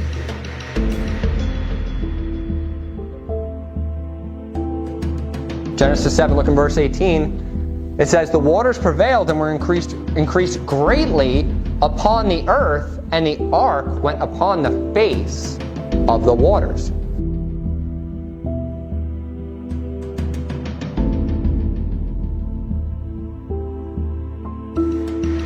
When the waters are increasing and everything is getting drowned and everybody is dying, it's talking about the face of the waters, a level-faced plain. That's how that works. When the heavens are open and a flood is coming down and the earth is being flooded up, that's how that works. It doesn't work on a globe. If you're spinning and you have these massive floods, you know, the water is going to be pulled to and which way. The moon's going to be pulling the shore back and forth. You know, you're going to have all these gravity factors coming in, and it just doesn't work when a ball is spinning. That all the water can stay on a ball, yet other things don't have to be forced down. That gravity should be so intense to hold the water in that it should be able to hold you to the ground. It should be able to hold birds to the ground. Helium should not be able to rise in a helium balloon. And the only reason that helium can rise in a helium balloon is because helium is less dense than air. So if you fill up a balloon which has weight and is more dense than air, it'll fall, and it has nothing in it, it'll fall to the ground. But you put enough helium in it, it spans out that balloon, makes the density of that balloon less and less as you fill it, and then at a certain point, it will start floating. But if you let out enough helium from that balloon, and the weight of the balloon matches with the helium in there, and that density matches, you'll have a balloon at equilibrium. You ever seen a balloon that is just sitting right there? That's just sitting in space? The reason for that is because of density, not gravity. So the density of inside the balloon, the density of helium is a lot less than air. It counteracted with the weight of that balloon that it matched the air perfectly. That's why it's equilibrium. That's why that balloon is not going up or down, because the density of the balloon plus the helium matched the density of the air. So it's not going up or down, it's just staying perfectly at equilibrium. That doesn't work on gravity. It should be pulling it down no matter what. It doesn't matter how much it weighs.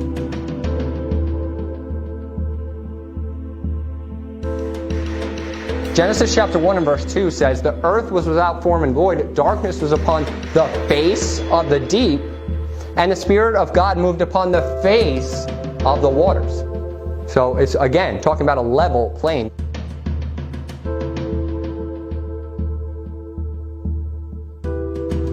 So the Lord has established ends to the earth, and I'm going to describe to you what these ends are, and I believe them to be ice walls that surround the earth, also known as Antarctica. So remember, when we're talking about this flat earth model, on the globe, Antarctica on the globe is at the bottom, right? So when you think of a globe, you think of Antarctica at the bottom. But when you think of the flat earth model, remember the north is the top. And if you squish the globe, the north would be at the center, right?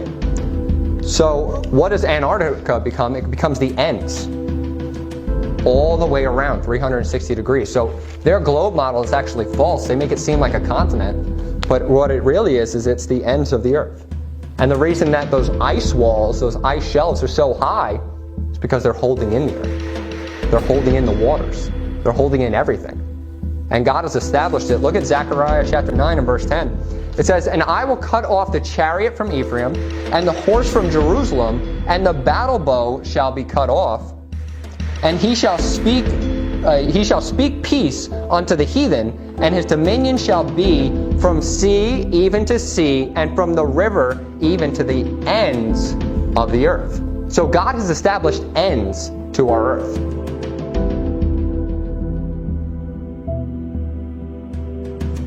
It's not just a continuing full-on globe where there's no end. You can literally, if it's a globe, you can go from one point around in a circle, in a circle, in a circle.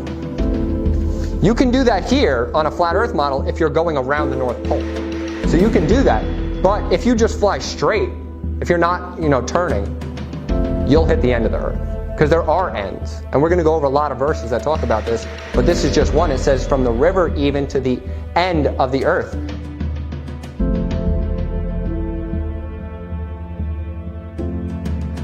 Job 26 verse 10, it says, "He hath compassed the waters with bounds until the day and the night come to an end."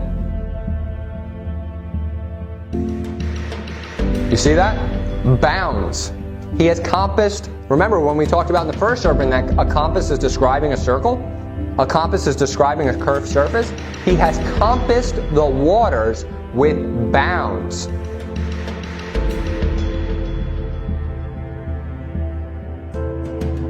until the day and night come to an end. So those bounds are there.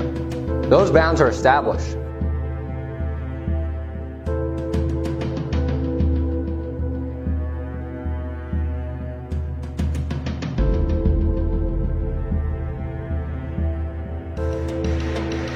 I'm going to read just the first sentence. It says, the Antarctic Treaty and related agreements, collectively known as the Antarctic Treaty System, regulate the international relations with respect to Antarctica, Earth's only continent without a native human population.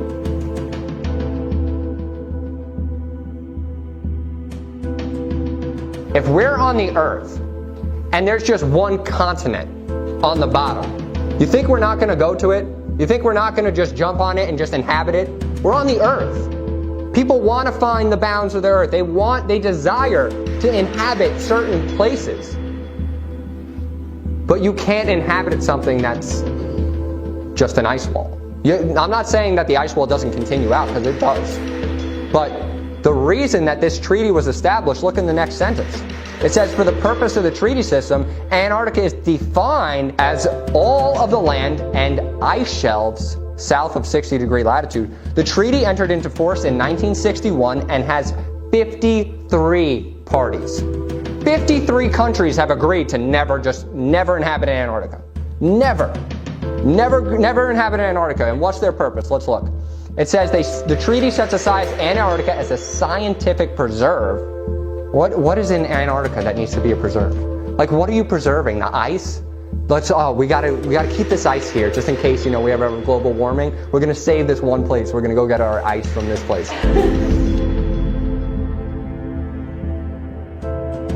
And then it says, a scientific preserve establishes freedom of scientific investigation and bans military activity, except for the U.S., who has all of their military there and protects it with fighter jets. If you go to Antarctica, it's like you flew over the Pentagon. I'm serious. If there's a place, if you just fly to Antarctica, you just don't let anybody know, you're just I'm going to fly to Antarctica, they'll shoot you down. Or they'll race you down if you don't stop.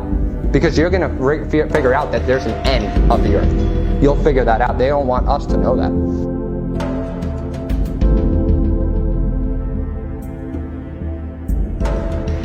And then it says bans military activity. Then it says the treaty was the first arms control agreement established during the Cold War. What else happened during the Cold War? Was when they were blowing up the fishbowl. Remember Operation Fishbowl? It was all happening at the same time. They're coming together during this time. Since September 2004, the Antarctic Treaty Secretariat headquarters have been located in Argentina.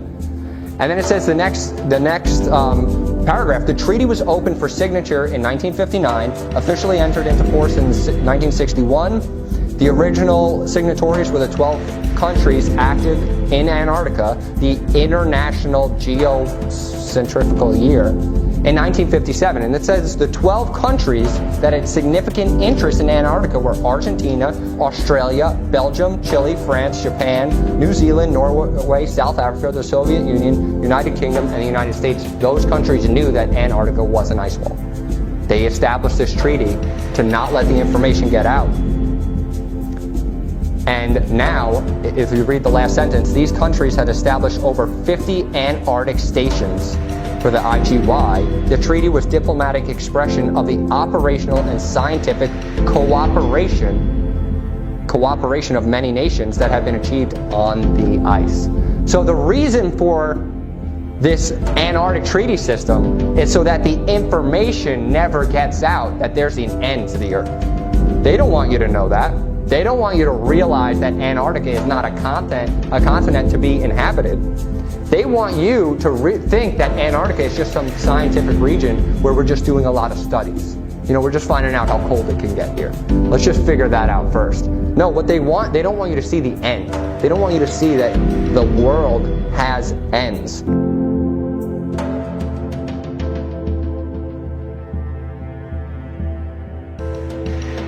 And you can actually do research on other people who have traveled by sea. Like, I'm talking before this military ban. where they just say, I traveled around the earth and I could not get past the ice wall. There's papers of people that were actually, trying to find other land, trying to go out and explore in the 1800s and the 1600s, and they literally said that they just came to an ice wall where they literally just had to travel around the whole earth in an ice wall. And you can read their first-hand accounts of all this happening. And there's people who have tried to fly to Antarctica and they were taken down by the military. All this information is available to you. These are the ice walls that are encasing the earth. Those don't look too small, do they? Why don't you fall off the edge? It's because of these giant ice walls that God has established, which he says in Job chapter 26, verse 10, he hath compassed the water with bounds until the day and night come to an end. So until day and night are over, these bounds are staying. These bounds are established.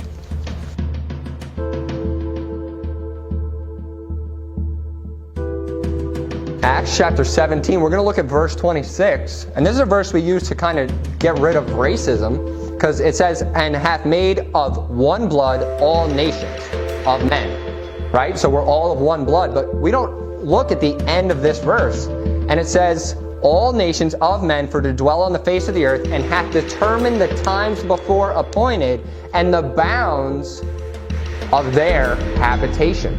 So God knows our bounds. He has established it. We're all of one blood. We're all together. We're all from the same gene pool, and he knows our bounds. He has set our bounds about.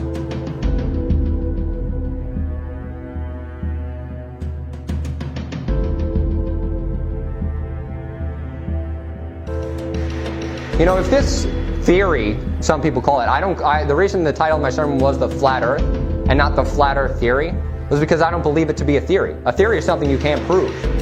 And if this theory wasn't true, would I be able to find this much scripture on it? 2 sermons worth of scripture, 12 pages? Turn to Job chapter 38, verse 8. Who shut up the sea with doors when it brake forth, as is it issued out of a womb? When I made the cloud the garment thereof, so the cloud is the covering of the seas, and the thick darkness a swaddling band for it, so the thick darkness above the clouds, a swaddling band for it, and break up it for a decreed place, and set bars and doors, and said, hitherto shalt thou come, but no further. He's talking about the sea. Hitherto shalt thou come, but no further. And here shall thy proud waves be stayed. The bars and doors, the ends of the earth. What's holding in the sea is the bars and doors. And he said, thy proud waves will be stayed. So nothing, no water is breaking through these bars. No water is breaking through Antarctica or the ice wall that God has created to bound the earth, to bind it together.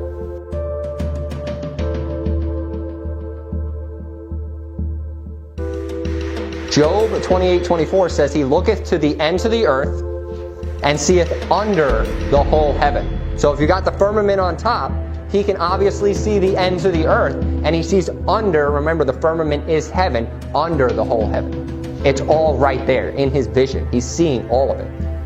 And then you're in Psalm 103, look in verse 11. It says, for as the heaven is high above the earth, so great is his mercy toward them that fear him. So remember, as the heaven, in Genesis 1 verse 8, it said, the firmament is heaven. He called the firmament heaven. So as the heaven is high above the earth, so the firmament at the center is the highest point.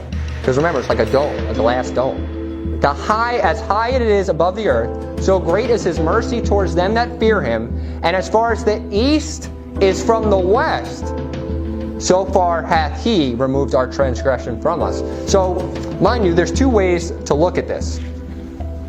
God could establish a north, south, east, and west, in the sense that he could make not north to center, but make north like over here, and west over here, and east over here, and south over here. So that's a very long distance.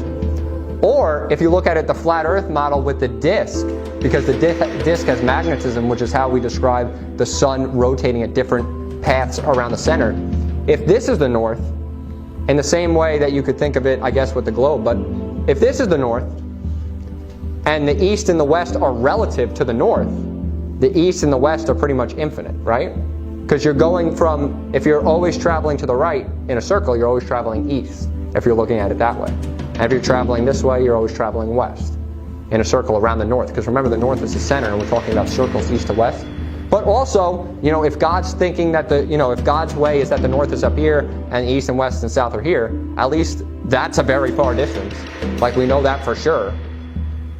So, but in the flat earth model, the north is the center because it helps with understanding magnetism, because the north pole is the center. That's why when your compass points north, it's pointing towards the center of the disk. So when a disk has magnetism, you think of north and south of the magnetism. The north is the center point of the disk, and then as you get farther out to the very outer spaces, the very outer ends, it's south. And that's how seasons work on a flat Earth, because you have the sun and the moon, right? And they're always traveling at different distances from the north, but they're encompassing in a full 24-hour period. So, if you live in this area, when it's summer for you, the sun is going to be very close. But when it's winter, it's getting farther and farther away. And if you live in this area, around the equator, that's why the equator is always so hot, is because the sun will be around the equator the most. If it's starting here and going out farther, and then eventually coming back in, it hits the equator twice, right? As it goes out and as it comes in. That's why the equator is usually the hottest point. That works on the flat Earth model, because you have the sun coming in here for a season, coming out there for a season, then coming back in until it's summer. And that's how the equator works.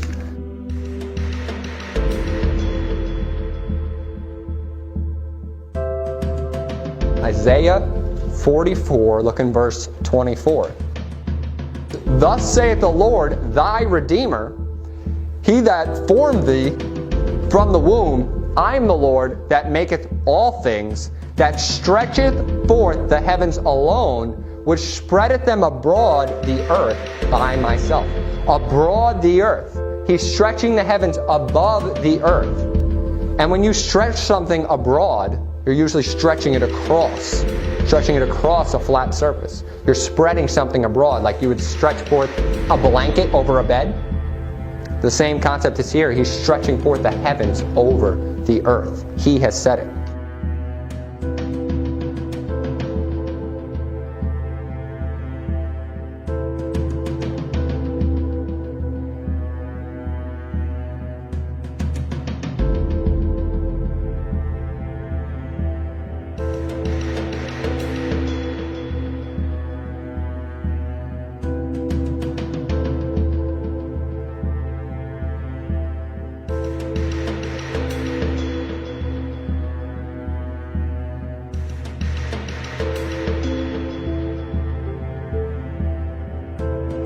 We're just going over a couple more verses that show that the earth has ends.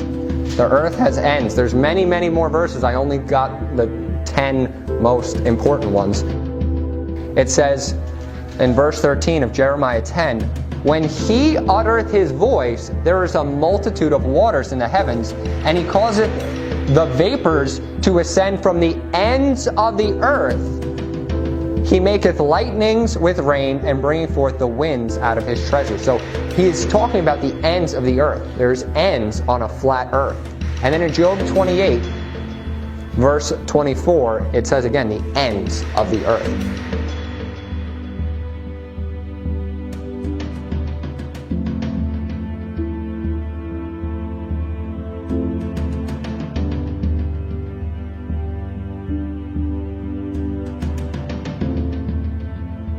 And what you're seeing here is the sun with clouds in front of it, but also clouds behind it. You see those clouds behind the sun?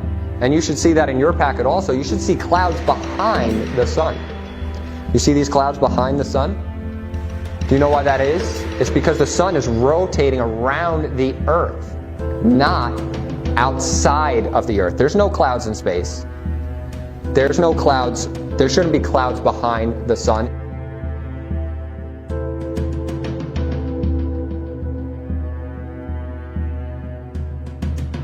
You see the sun right there above the clouds? Do you see that little hot spot under it? That's only possible if the sun is close to the Earth. You wouldn't have an isolated hotspot if the sun was 93 million miles away, because it would be hitting at the same point the whole side of the Earth. It would be hitting this entire, whatever whatever side of the sphere that it's shining on. It would not be isolated. But this is from an amateur weather balloon, and you can see that the sun, not only the flat horizon, see the flat horizon, but you see that the sun right here has a hot spot directly under where it is located, because the sun is close to the Earth. And what it's showing you there is the heat coming down from the sun. So wherever is under the sun, that's why at 12 o'clock it feels the hottest, when the sun is directly above you, and you start to feel the temperature increase as the sun gets closer to you, right? So when the sun starts setting, remember we're talking about a field of view. The sun is always parallel to the Earth. It never goes up or down. It's a matter of perspective. So the sun is, when it's coming at you, it looks like it's rising up. In the same way, when you walk closer to a building, it looks like the building's getting taller, but the building remains the same height. So when the sun is getting closer to you, it looks like it's rising up. And do you ever notice that at 12 o'clock when it's directly above you, it's the hottest point of the day? And there's the most heat? It's because the sun is close to you, and when it's that close, you're feeling that hot spot. You're feeling the hotter it is, the closer it is to you, right below you. That's why at 12 o'clock, it's usually the hottest point of the day where you are located, because it's directly under the sun. And as the sun gets farther away, it looks like it's going down. But actually, remind you, if it's coming towards you and it looks like it's getting higher, it's just a matter of your perspective. And then as it goes away, it will look like it's going down, but remember, all the points are converging. When we talked about that hallway, how it'll look like the top of the ceiling is coming down, but really the ceiling is at the same exact height from the floor. So it's just a matter of your perspective. And that's exactly what's happening there.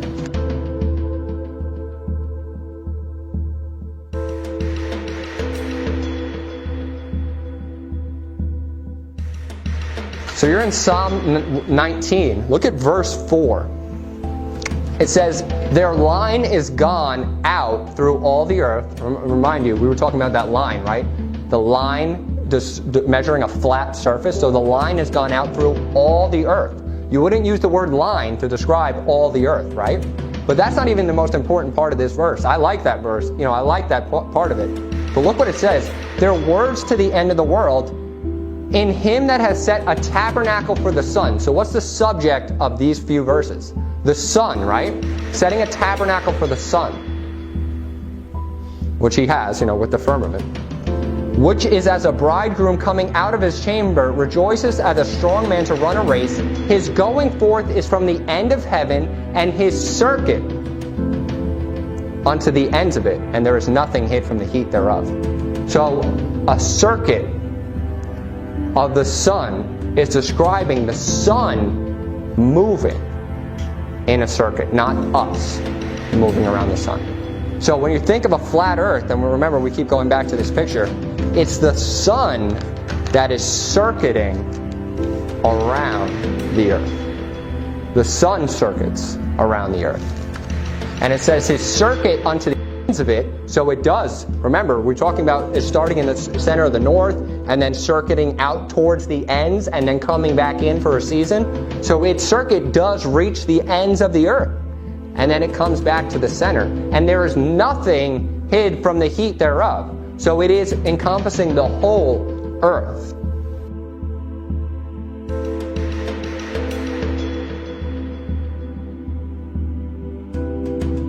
And let me just prove to you that circuit means circle. In Ecclesiastes chapter 1 verse 6, it says, the wind goeth towards the south and turneth about to the north, and whirleth about continually, and the wind returneth again. So when you think of something going out and then returning again, going out and returning again, according to his circuits. So it's talking about the circuit of the wind, going from the north to the south. Remember, if you're thinking of a disc, it's going from the north, which is the center of the disc, to the south. And it's saying it's whirling about continually. If it's whirling about continually, it's not just going straight. It's not going from the center of the flat earth all the way to the end of the earth. If it's whirling about continually, it's going in a circuit. And Ecclesiastes chapter 1 verse 6 says, the wind returneth again according to its circuit. So a circuit is just making a path. a circular path.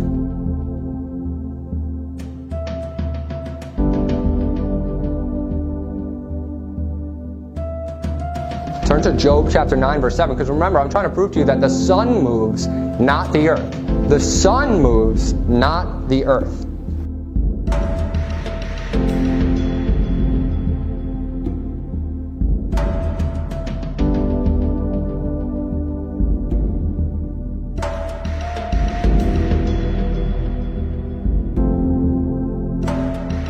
Job chapter 9, verse 7, it says, which commandeth the sun, talking about God, and it riseth not, and sealeth up the stars. So remember, we talked about the sun rising and falling is a matter of perspective. So if the sun is rising, it's moving closer to you, right? It's rotating, it's circuiting closer to you. If God can command the sun that it riseth not, that means the sun is no longer spinning. The sun is no longer going around the earth. He's stopping the circuit of the sun. He's commanding the sun, and it riseth not.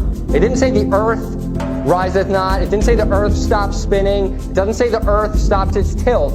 It says he commands the sun, and it riseth not. It's talking about the sun making its rounds, its circuit about earth.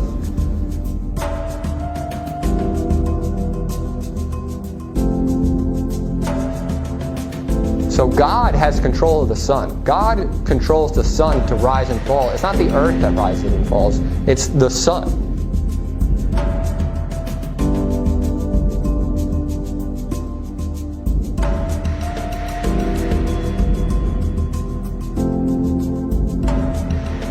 So in Joshua chapter 10, look in verse 12, it says, then spake Joshua to the Lord in the day when the Lord delivered up the Amorites before the children of Israel.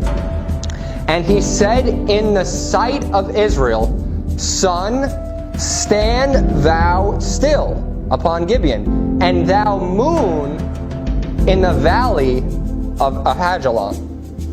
And the sun stood still, and the moon stayed. So what is this saying? It's that saying that the sun and the moon are the ones that are rotating. It's the sun and the moon that he's commanding to stay still. He didn't say, earth, rotate thou not.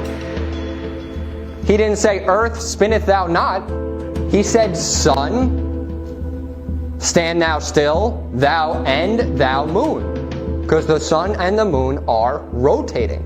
And then it says, and the sun stood still and the moon stayed. So the sun and the moon didn't move. And then look what happens from that. Until the people had avenged themselves upon their enemies. And then it says, so the sun stood still in the midst of heaven and hasted not to go down. Mind you, that's the perspective. Hasted not to go around the earth. And there was no day like it before or after, and the Lord hearkened unto the voice of a man. So he's saying the sun did stay still in the midst of heaven. In the midst of heaven.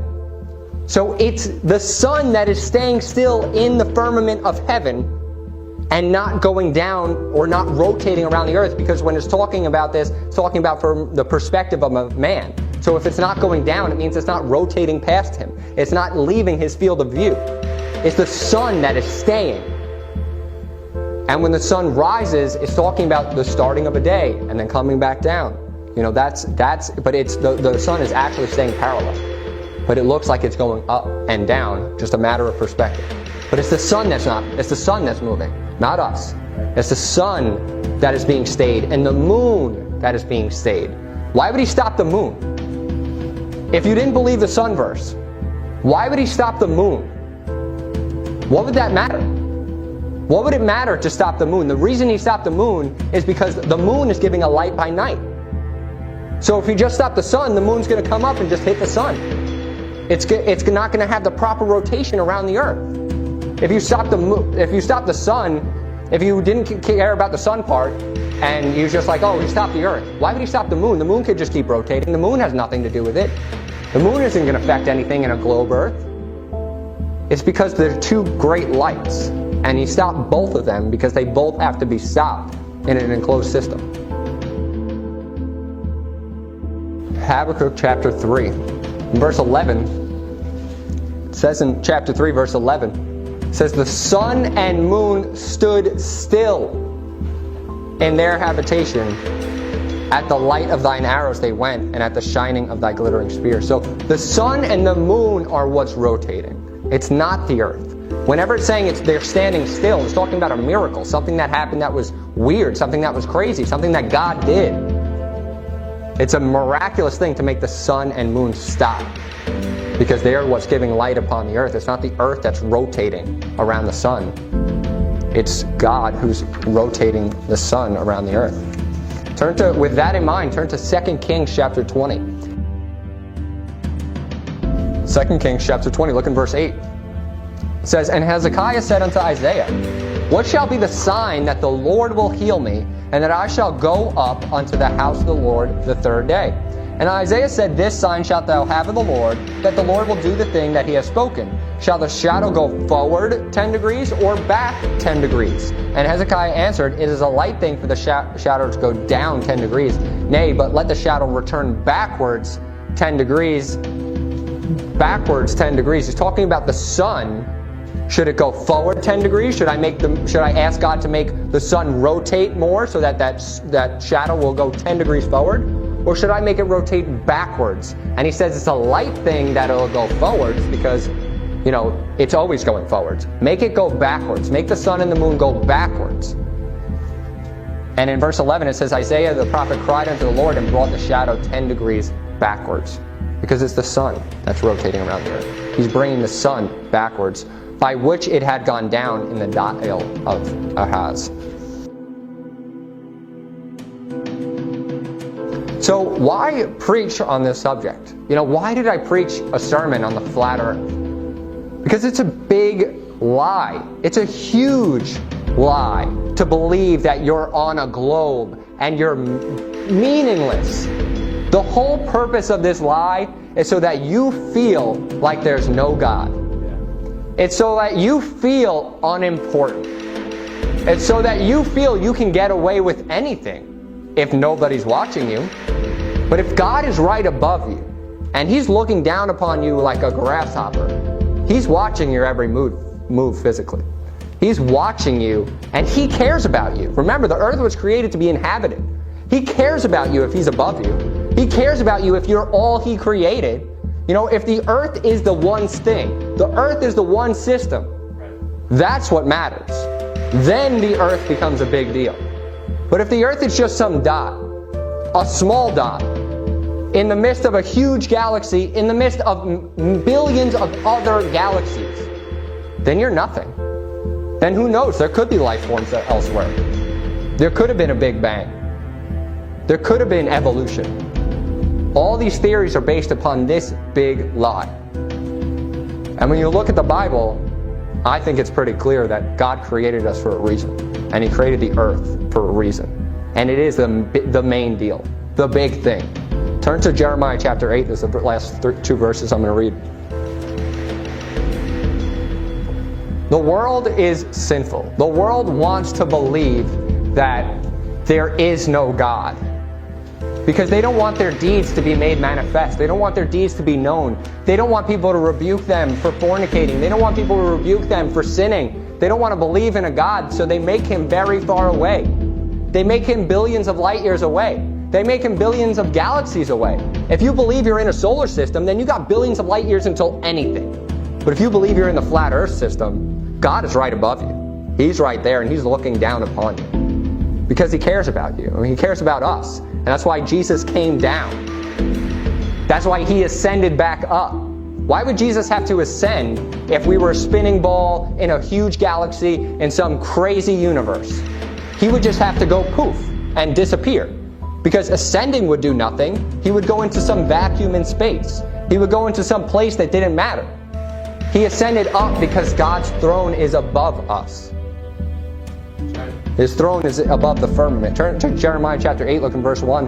It says, At that time, saith the Lord, they shall bring out the bones of the kings of Judah, and the bones of his princes, and the bones of the priests, and the bones of the prophets, and the bones of the inhabitants of Jerusalem out of their graves. And they shall spread them before the sun, and the moon, and all the host of heaven, whom they have loved, and whom they have served, and after whom they have walked, and whom they have sought, and whom they have worshipped. They shall not be gathered nor be buried. They shall be for dung upon the face of the earth. And death shall be chosen rather than life by the residue of them that remain of this evil family, which remain in all the places whither I have driven them, saith the Lord of hosts. So the reason that people make the sun and the moon and all these galaxies so important is because they don't want to worship God. They want to worship the host of heaven. They want to worship their own God. They want to worship anything that they can create. So when the sun becomes the center of your universe, and when the sun becomes the center of what you believe, your mind isn't focused on God. It's focused on the things He created. And that's the path to a reprobate. So that's why the world wants people to believe in this. But it's a lie. I'll just close this in a word of prayer. Heavenly Father, I thank you so much for your word, Lord, and I pray that you will help many people to see your truth. I pray that you will open the eyes of anyone that hears this sermon. I pray that you will really grow people in your word and grow closer to you in their walk with you, Lord. And we just pray these things in Jesus' name. Amen.